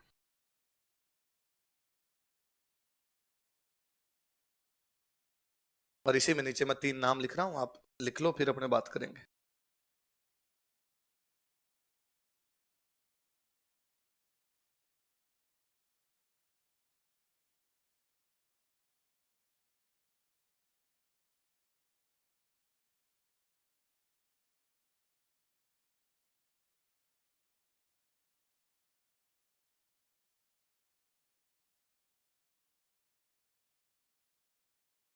उतारो, ऐसा कैसा उतारो, फिर अपने बात करते। गोरी कहां का राजा था? गजनी।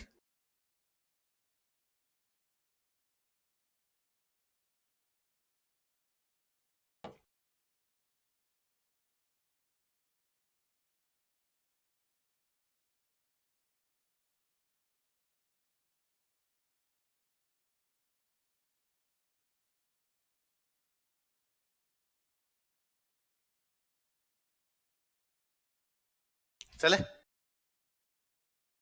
सुनो, देखो हुआ क्या। गजनी मुसलमानों का मुख्य केंद्र है, तुर्कों का मुख्य केंद्र है। गजनी का एक राजा बना, उस राजा का नाम है गोरी। क्या नाम है? गजनी वाले कई सालों से प्रयास कर रहे हैं गुजरात पर अटैक करने। कहां पर अटैक करने का? लेकिन उनकी पार बीच में नहीं पड़ रही, क्योंकि वो गजनी की तरफ से जब आते हैं तो गजनी से आते हैं अफगानिस्तान, सॉरी गजनी अफगानिस्तान में, वहां से आते हैं पाकिस्तान, पाकिस्तान से अपने वाला पंजाब, अपने वाले पंजाब से राजस्थान, और राजस्थान से आगे गुजरात। लेकिन बीच में चौहानों का बड़ा साम्राज्य था, चौहान उनको हर बार रोक रहे थे। हमने पढ़ा था कि जो आपका गोविंद थर्ड है वो गजनवी को यहाँ पर भीम प्रथम के साथ मिलकर रोकता है। हमने आगे पढ़ा था कि जो दुर्लभ राज है वो इब्राहिम के खिलाफ लड़ता है, जो आपका विग्रराज है वो बाद में शहाबुद्दीन के खिलाफ लड़ता है, जो पृथ्वीराज है वो बगुली शाह के खिलाफ लड़ता है, जो अजय राज है वो गर्जन मातंगों को हराता है, जो अरुणोराज है वो तुर्कों को हराकर आना सागर झील बनाता है, जो विग्रह चतुर्थ है वो तुर्कों को हराकर अटक नदी के पार भगा के आता है, खुसरो शाह को हराता है। पढ़ा था हमने। लगातार उनका संघर्ष चल रहा है। तो गोरी दिमाग लगाता है, गोरी कहता है रूट चेंज, रास्ता ही चेंज करते हैं। नॉर्मल रास्ता है कि अफगानिस्तान से पाकिस्तान, पाकिस्तान से पंजाब, पंजाब से राजस्थान, राजस्थान से गुजरात। उसने कहा अफगानिस्तान से पाकिस्तान, पाकिस्तान से सिंध, सिंध से सिरोही, सिरोही से गुजरात। चेंज कर लेते हैं, पाकिस्तान में पंजाब, पाकिस्तान में सिंध। तो पाकिस्तान वाले पंजाब से नहीं चलते, कहां से चलेंगे? पाकिस्तान के सिंध। ये तो रूट चेंज करेंगे, इस रूट से अपने निकल जाएंगे। फिर उसके दिमाग में ये था कि यार गुजरात पर अटैक करने के लिए कंडीशन ज्यादा अच्छी है, क्योंकि गुजरात का राजा बच्चा था, मूलराज सेकंड। कौन था? मूलराज सेकंड टाबर ही था। तो उसको लगा राजा शक्तिशाली है नहीं, राजा खुद ही बच्चा है, इसलिए अटैक करेंगे तो राजा की तरफ से ज्यादा कोई अपने को वापस रिटेलिएट करने का मौका भी उनको मिलेगा नहीं। फिर राजा की मम्मी शासन संभाल रही थी, मम्मी का नाम क्या था? महिला शासन संभाल रही थी। वैसे भी जोर नहीं आएगा महिला से लड़ने के अंदर, महिला या सरेंडर कर देगी, हार जाएगी उसकी सेना, अपने आराम से गुजरात पे लूटपाट करेंगे, वहां के मंदिर मंदिर तोड़ेंगे, तोड़ के आ जाएंगे। इसलिए गोरी वहां अफगानिस्तान से रवाना होता है। रवाना होने के बाद वो पाकिस्तान में घुसता है, पाकिस्तान की सिंध में आता है, सिंध से वो अपने सिरोही के अंदर घुसता है। कहां पर घुसता है? तो सिरोही से वो आगे गुजरात की तरफ जाने का प्रयास करता है। नायिका देवी को जब ये पता चलता है कि गोरी इस रास्ते से आ रहा है, नायिका देवी बेहद समझदार महिला, बेहद निर्भीक रानी है, नेतृत्व की क्षमताएं बहुत अच्छी है उसकी। नायिका देवी एक बात जानती है कि अपनी सेना कम है और दुश्मन की सेना ज्यादा, इसलिए यदि दुश्मन ठेठ अपने तक पहुंच गया, गुजरात तक आ गया, तो अपनी पार पड़ेगी नहीं, इसलिए दुश्मन को गुजरात से पहले रोका जाना चाहिए। और चूंकि अपनी सेना कम है, इसलिए मैदान में नहीं लड़ना चाहिए, पहाड़ों में लड़ना चाहिए। कहां लड़ना चाहिए? कांद्रा के आसपास पहाड़ है, तो उसने एक ऐसा गांव चुना जिसके आसपास में पहाड़ हो, ताकि वहां पर बैठ के अपनी लोकेशन अच्छी सी ली जा सके। वो जो लोकेशन थी वो कौन सी थी? कांद्रा। वो यह भी जानती थी कि अकेले पार नहीं पड़ेगी, इसलिए आसपास के राजाओं को निमंत्रित किया जाए कि तुम आओ और मेरा साथ दो। आसपास के राजाओं में आबू है, क्योंकि सिरोही में लड़ने के लिए आ रहे, सिरोही में आबू, और आबू का राजा कौन है? धरावर्ष परमार। आसपास के राजाओं में नाडोल है, और नाडोल का राजा केलन चौहान। कौन है? केलन का छोटा भाई कीर्तिपाल, जो जालोर का शासन स्थापित करता है। तो नाडोल वाले, जालोर वाले, आबू वाले, मतलब पाली, जालोर, सिरोही, यही हो गया। नाडोल मतलब पाली, जालोर हो गया आपका, आबू मतलब सिरोही। तो पाली, जालोर, सिरोही के राजाओं को कहती है कि तुम मेरा साथ देने के लिए आओ। तो केलन चौहान, कीर्तिपाल चौहान और धारावर्ष परमार, ये उसका साथ देने के लिए जाते हैं। किसका? नायिका देवी। तो ये काइंद्रा नाम के गांव में पहाड़ों के बीच में अपनी लोकेशन लेके बैठे हैं, सारे राजा मिलजुल के बैठे में, किससे लड़ने के लिए? गौरी सोच भी नहीं सकता था कि गुजरात से इतना आगे आके रानी मेरे से लड़ लेगी। गौरी सोच भी नहीं सकता था कि पहाड़ों में लोकेशन लेके बैठे और मैं जैसे ही पहुंचूंगा आक्रमण हो जाएगा। गौरी के कतई दिमाग में नहीं था कि राजस्थान के राजा उसके साथ मिलकर गठबंधन बना लेंगे, फिर ये अटैक करेंगे। गौरी जैसे उधर पहाड़ों में घुसता है, भयंकर मारते हैं, भयंकर। धोतियां बची थी खाली पीछे। गौरी वापस भागता है यहां से। गांव में जब लड़ाई होती है ना कोई, तो लोग धमकियां देते हैं कि भाई साहब हमसे पंगा मत लेना, रास्ता बुला देंगे। क्या बुला देंगे? नायिका देवी ने बुला दिया था। अगले कई सालों तक पहली बात तो गौरी ने अटैक ही नहीं किया। दोबारा अटैक किया तो तराइन की तरफ से। तराइन वापस पंजाब में, सिंध वाले रास्ते से वापस है। हमारी एक महानतम रानी, जिसने गौरी जैसे दुर्दांत आक्रमणकारी को वापस भागने पर मजबूर कर दिया था। हमारी एक महानतम रानी जो अकेली नहीं लड़ी थी, गठबंधन बना के लड़ी थी। राजस्थान के राजा गठबंधन बना के लड़ रहे थे, जिसने काइंद्रा के युद्ध में गौरी को घायल कर दिया था, गौरी को हरा दिया था, वापस भागने पर मजबूर कर दिया। विडंबना है कि हम नायिका देवी के बारे में तब जानते हैं जब हिस्ट्री पढ़ते हैं। जब तक हम हिस्ट्री नहीं पढ़ते तब तक नायिका देवी के बारे में जानते। तब कई बार बॉलीवुड वालों पर मुझे यूं बड़ा अफसोस होता है, या हमारे साहित्य पे, हमारे सिनेमा पे, हमारी कला के बाकी माध्यम जो है उन पे, कि हमारे नायकों को उभार क्यों नहीं पाए वो। और ये तो नायक ही नहीं है, नायिका है, जिसका नाम ही नायिका है। एक महिला इतनी बड़ी योद्धा रही, एक महिला केवल योद्धा नहीं है, आप युद्ध में जाके लड़ नहीं रहे हैं, आप में दिमाग देखिए, आप गठबंधन बनाते हैं। अक्सर जब लोग अपने राजस्थान के या भारत के राजाओं के बारे में कहा जाता है सब अकेले अकेले लड़े थे, एक साथ होकर नहीं लड़े थे, ये तो यूनाइट है, गठबंधन है पूरा का पूरा। अक्सर कहा जाता है कि साहब बाहर वालों ने अपने वालों को हरा दिया था, यहां तो जीते हैं। तब मैं पुनः उस बात पे आता हूं कि हम वीरांगनाओं की धरती रहे हैं, उन वीरांगनाओं का इतिहास बाहर आना जरूरी है। हम जाने कि हीरा दे कौन थी, हम जाने कि वो हाड़ी रानी कौन थी, हम जाने कि वो जसवंत दे कौन थी, हम जाने कि वो नायिका देवी कौन थी, हम जाने कि वो पद्मावती, वो विक्रमावती, वो जो भी महिलाएं बहन कंवर हुई थी वो कौन थी, उनके बारे में जान पाएंगे, अगली पीढ़ियों को बता पाएंगे, तब तो इतिहास का उद्देश्य है। वरना इतिहास का उद्देश्य केवल 2 नंबर प्राप्त करना है, फिर तो अब तक लोग प्राप्त कर ही रहे थे, नायिका देवी को नहीं जान पा रहे थे। बीच में एक मेरा खूब वीडियो वायरल हुआ था, इसमें मैंने यूं कहा था भाई नायिका देवी के बारे में यार कोई जानता ही नहीं, हमें जानना चाहिए ये वो। मैं अक्सर उस क्लासों में शायद यूं बोल रहा था कि लड़कियों तुमसे इंटरव्यू में पूछेंगे तुम्हारी आदर्श महिला कौन है, तुम कहना नायिका देवी। भाई मैं हमेशा हंसता रहता हूँ कि जब हम इंटरव्यू मॉक इंटरव्यू भी चलते रहते हैं भाई, आरपीएससी के आरएस के इंटरव्यू चल रहे हैं, तो हम भी यहाँ इंटरव्यू लेते हैं, तो कोई लड़कियां आती है तो हम पूछते हैं भाई तुम्हारी आदर्श महिला कौन है, तो लड़कियां सोच के कहती है कि सर मम्मी। भाई हम कहते हैं मम्मी सबकी आदर्श होती है, कौन ऐसा कहता है कि भाई मेरी मम्मी आदर्श नहीं है, देखो सर है ना, ढंग की नहीं है अपने मम्मी, तो अपने मम्मी चेंज कर सकते हैं, ऐसा तो कोई नहीं कहता ना, है ना। भाई अपने तो कहावत है ना भाई, आपकी मान डाकण कुण गए, अपनी मम्मी सबको अच्छी लगती है ना, तो भाई मम्मी आदर्श है ठीक है, और बताओ और कौन है, तो भी लड़कियां फिर सोच करती है दादी दादी दादी भी आदर्श है, नानी भी आदर्श है सर, तो क्यों आदर्श है, तो लड़कियों के पास उसका ये होता है कि सर संघर्ष किया था उन्होंने, खुद पढ़ी लिखी नहीं थी फिर भी हमें पढ़ाया था, घर वाले विरोध कर रहे थे फिर भी हमें पढ़ने के लिए भेजा था, है वास्तव में आदर्श है, पर फिर भी है कि नहीं थोड़ा और बताओ और तुम्हें कौन लगता है, तो फिर लड़कियां वैसे बात वसुंधरा राजे, ममता बनर्जी, इंदिरा गांधी, मतलब पॉलिटिकल सिनेरियो के अंदर जो होती है उनके नाम लेते हैं। तो मैं कई बार कहता हूँ कि यार नहीं, हमेशा कोई आपसे सवाल पूछे ना, विशेषकर इंटरव्यू जैसी चीजों में कोई सवाल पूछे तो उनके जवाब ऐसे होने चाहिए कि सवाल से और सवाल निकले, सवाल से। भाई जब आप कहते हो कि मेरी मम्मी आदर्श है तो उसके पास कोई सवाल नहीं है तो है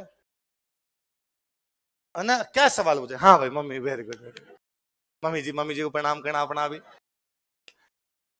भाई मम्मी आदर्श है, फिर अगले के पास सवाल नहीं बचता ना। तो और जब आप ये कहते हो वसुंधरा जी, इंदिरा गांधी, ममता बनर्जी, इनके बारे में किसी को बताओ, ये सब पॉलिटिकल फिगर है, फिर अगला बंदा क्या पता यार, बीजेपी का आपने इंदिरा गांधी बता दिया है ना, अगला बंदा क्या पता कांग्रेस का आपने वसुंधरा जी का नाम ले लिया, खार खाया हुआ रहेगा, वो फंसाने की कोशिश करेगा। उल्टा आप कहो कि मेरी आदर्श अमृता देवी बिश्नोई है ना, तो उसका सवाल है कि भाई अमृता देवी बिश्नोई क्यों अच्छे लगते हैं तुम्हें, तो आप कहते हो कि सर उन्होंने पर्यावरण को बचाने के प्रयास किए, कैसे किए थे, आप कहते हो सर उन्होंने इस तारीख को 363 लोगों के साथ में ये कर दिया था। अच्छा क्यों किया था, आप पुनः कहते हो सर अभय सिंह की सेना आई थी, खेजड़ी के पेड़ काट रहे थे, पेड़ बचाने जरूरी थे, आज भी सर अमृता देवी पुरस्कार दिया जाता है। अच्छा तो बताओ इस बार के किसको दिए गए थे, हम करंट में पढ़ के गए होते हैं तो हमें वो नाम पता है, एक सवाल से 5 सवाल। आप कहते हो सर मेरी आदर्श नायिका देवी है, अगला ये नायिका देवी का तो उसने नाम ही नहीं सुना था, अगले को भी नहीं पता नायिका देवी कौन है। आप कहते हो सर वो काइंद्रा का युद्ध लड़ी थी, ये युद्ध कब हुआ था सर 1178 में, तो किसके खिलाफ हुआ था, मोहम्मद गोरी के, मोहम्मद गोरी सर वही जो पृथ्वीराज चौहान के खिलाफ लड़ा, तो कौन जीता सर नायिका देवी जीता। क्या बात करते हो, नायिका देवी ने हरा दिया, जी सर कैसे हरा दिया सर, वो गठबंधन बना के लड़ी थी, गठबंधन में कौन था सर, पाली जालोर सिरो थे, यहाँ के कौन राजा थे आप उनके नाम बताओ। नायिका देवी क्यों लड़ने के लिए, रानी क्यों लड़ने के लिए, आप पुनः बता दो, उसका बेटा छोटा था, बेटा कौन था उसका, मूलराज था, कहाँ की रानी थी, गुजरात थी, वहां कौन सा वंश था, चालुक्य। कितने सवाल आपके, अगला आपसे सवाल नहीं पूछ रहा, आप पूछवा रहे हो, आप कह रहे हो ये पूछ ये पूछ, अगला जब इंटरव्यू समाप्त हो जाता है तब उसको लगता है कि हमें नाचने का शौक था और उसको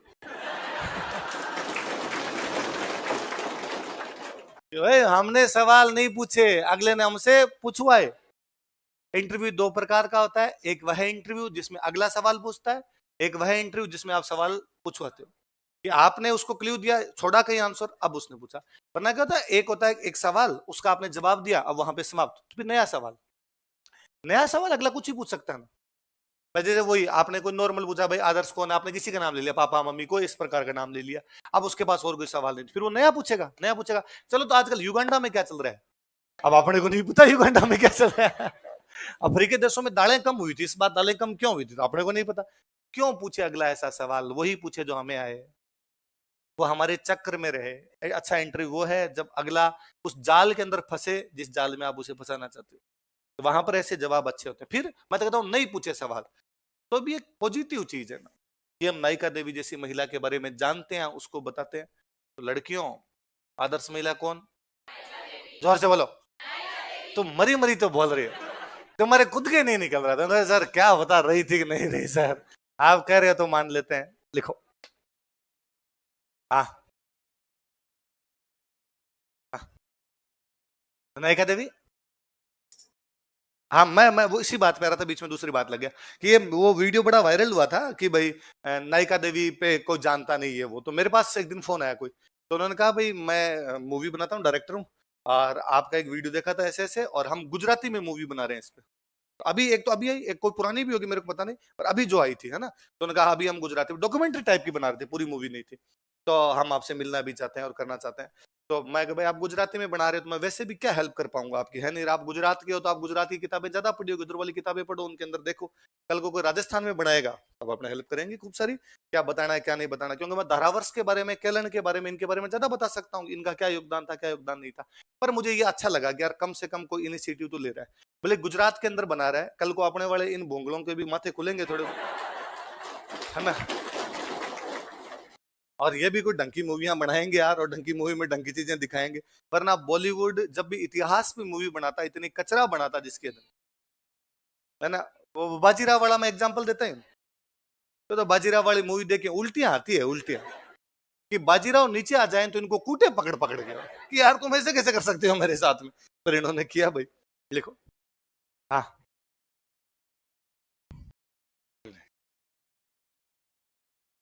बताओ कहा है, लिखो। वो गुजरात चौहानों की झड़पें चल ही रही थी, कोई बड़ा युद्ध नहीं है वो, तो इनके चालुक्य चौहानों की झड़पें थी, वो तो मैं ही कहता हूं ना कि उधर भीम सेकंड जो है बाद में लड़ ही रहा था इनसे, इसके बाद में जस्ट भीम सेकंड। लिखो, इस युद्ध में नायिका देवी की जीत हुई, नायिका देवी वन दिस बैटल, इस युद्ध में नायिका देवी की जीत हुई, नायिका देवी वन दिस बैटल, देख लिया, इस युद्ध में नायिका देवी की जीत हुई।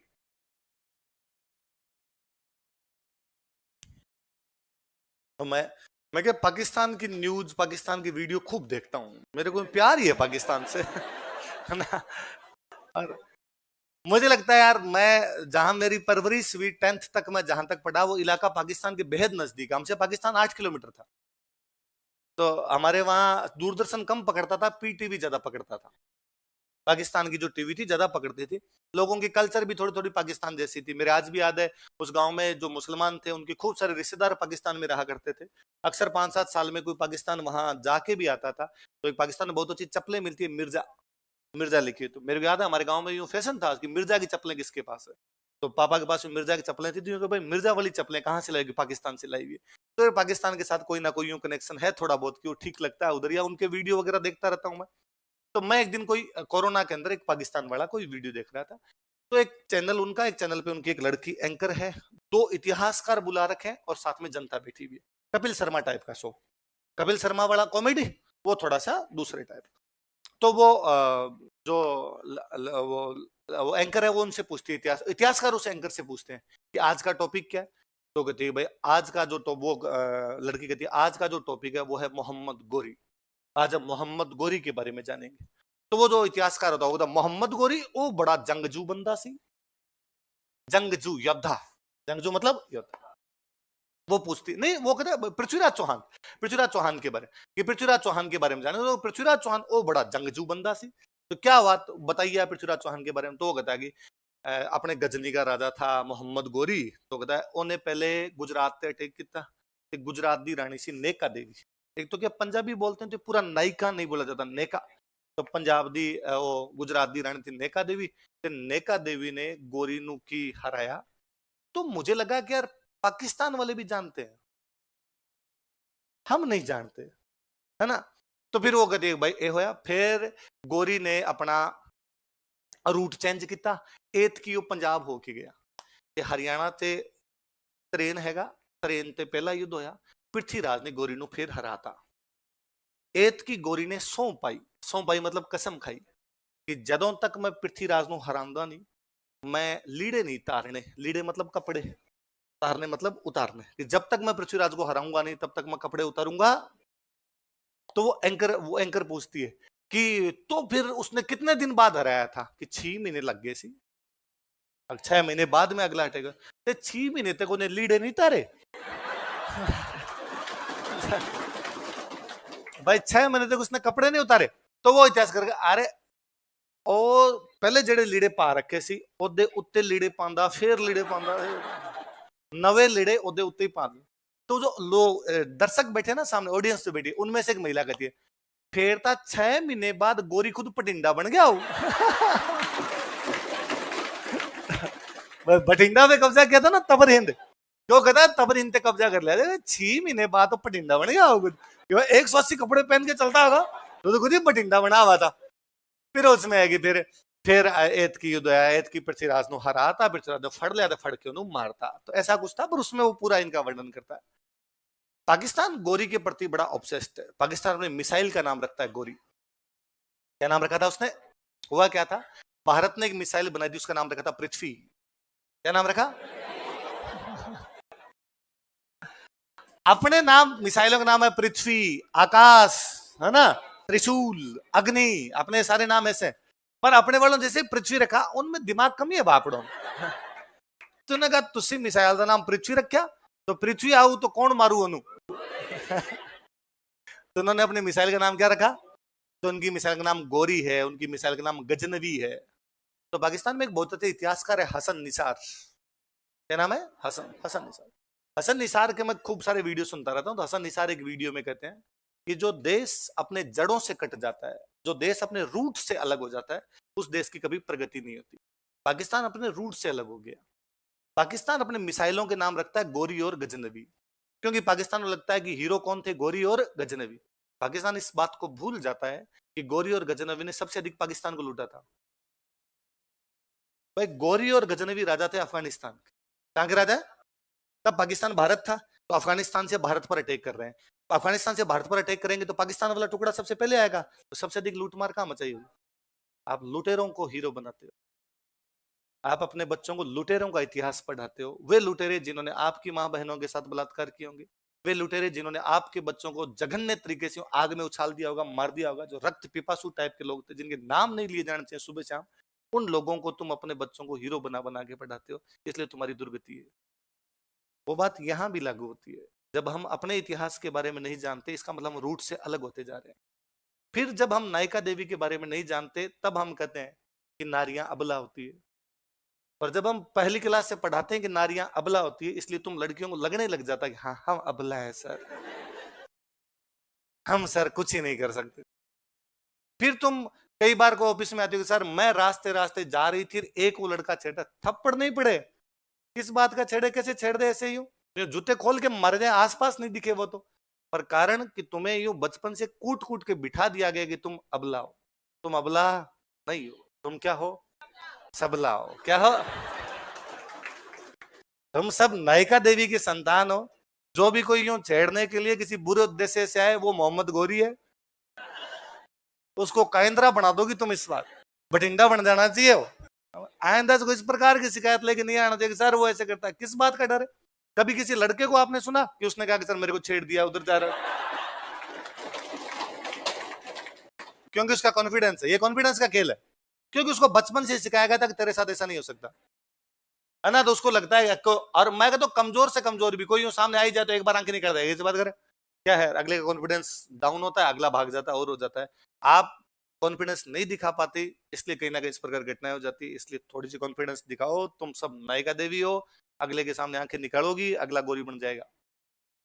रही बात समझ में? तो हम बच्चियों को इनका इतिहास पढ़ाएंगे तो अपने आप उनमें कॉन्फिडेंस आएगा। हम बताएंगे कि तुम उन महान महिलाओं की संतान हो जिन्होंने युद्ध के मैदान में जाकर लड़ाइयां की।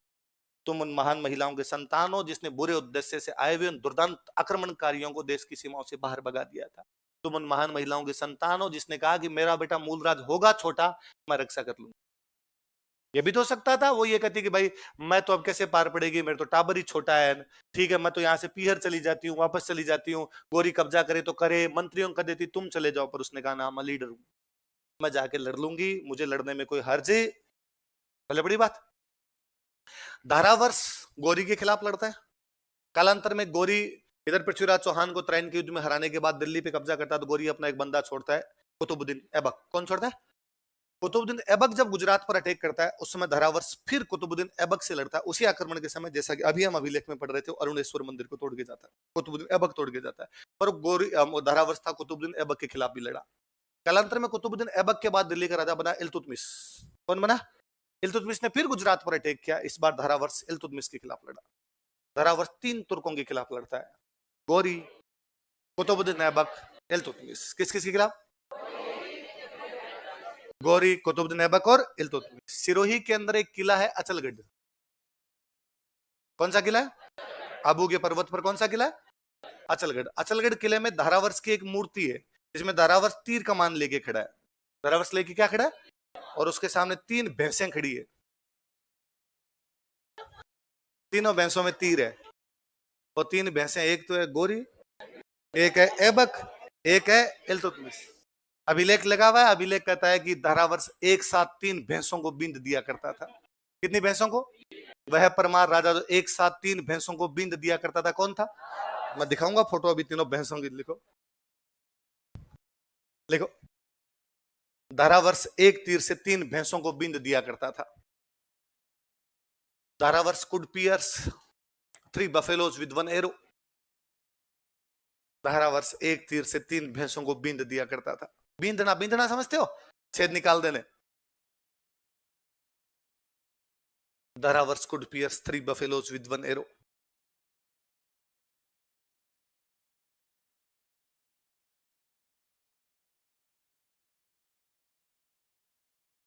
एक तीर से 3 भैंसों को। हमें क्या पता ऐसा करता था कि नहीं करता था, तो उसकी हमें जानकारी मिलती है। लिखो जानकारी के स्रोत, सोर्सेज ऑफ इंफॉर्मेशन।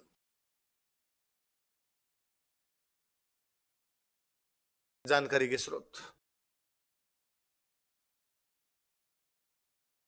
एक तो अचलगढ़ में धारावर्ष की मूर्ति। सोर्सेज ऑफ इंफॉर्मेशन लिखो, अचलगढ़ में धारावर्ष की मूर्ति, स्टेच्यू ऑफ धारावर्ष इन अचलगढ़।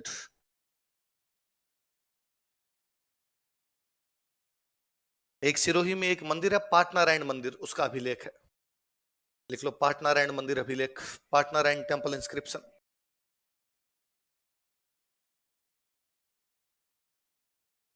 बारह सौ सत्यासी का अभिलेख।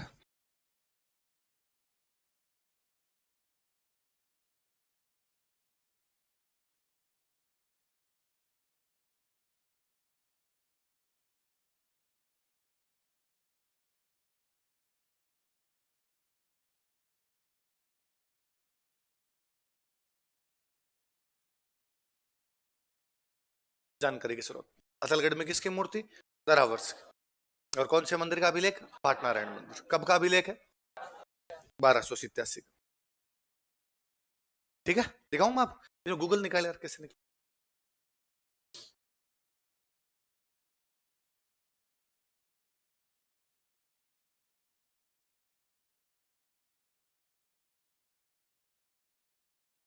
आएगा इसको, दिखा नहीं चल।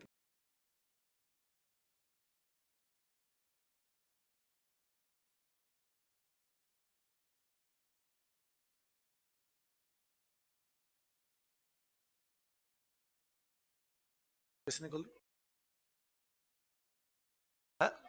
अच्छा,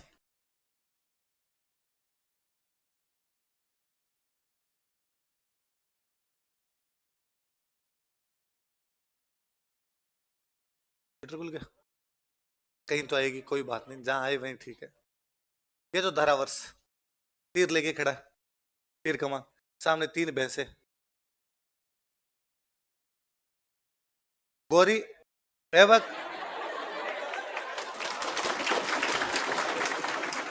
इवन आप तीनों में छेद देखिए, ये एक ही तीर से कितनी भैंसों को बीन दिया करता। इस बार यदि आप अचलगढ़ जाएं, तो तीनों में से किसी एक भैंसे पे बैठे। हाँ,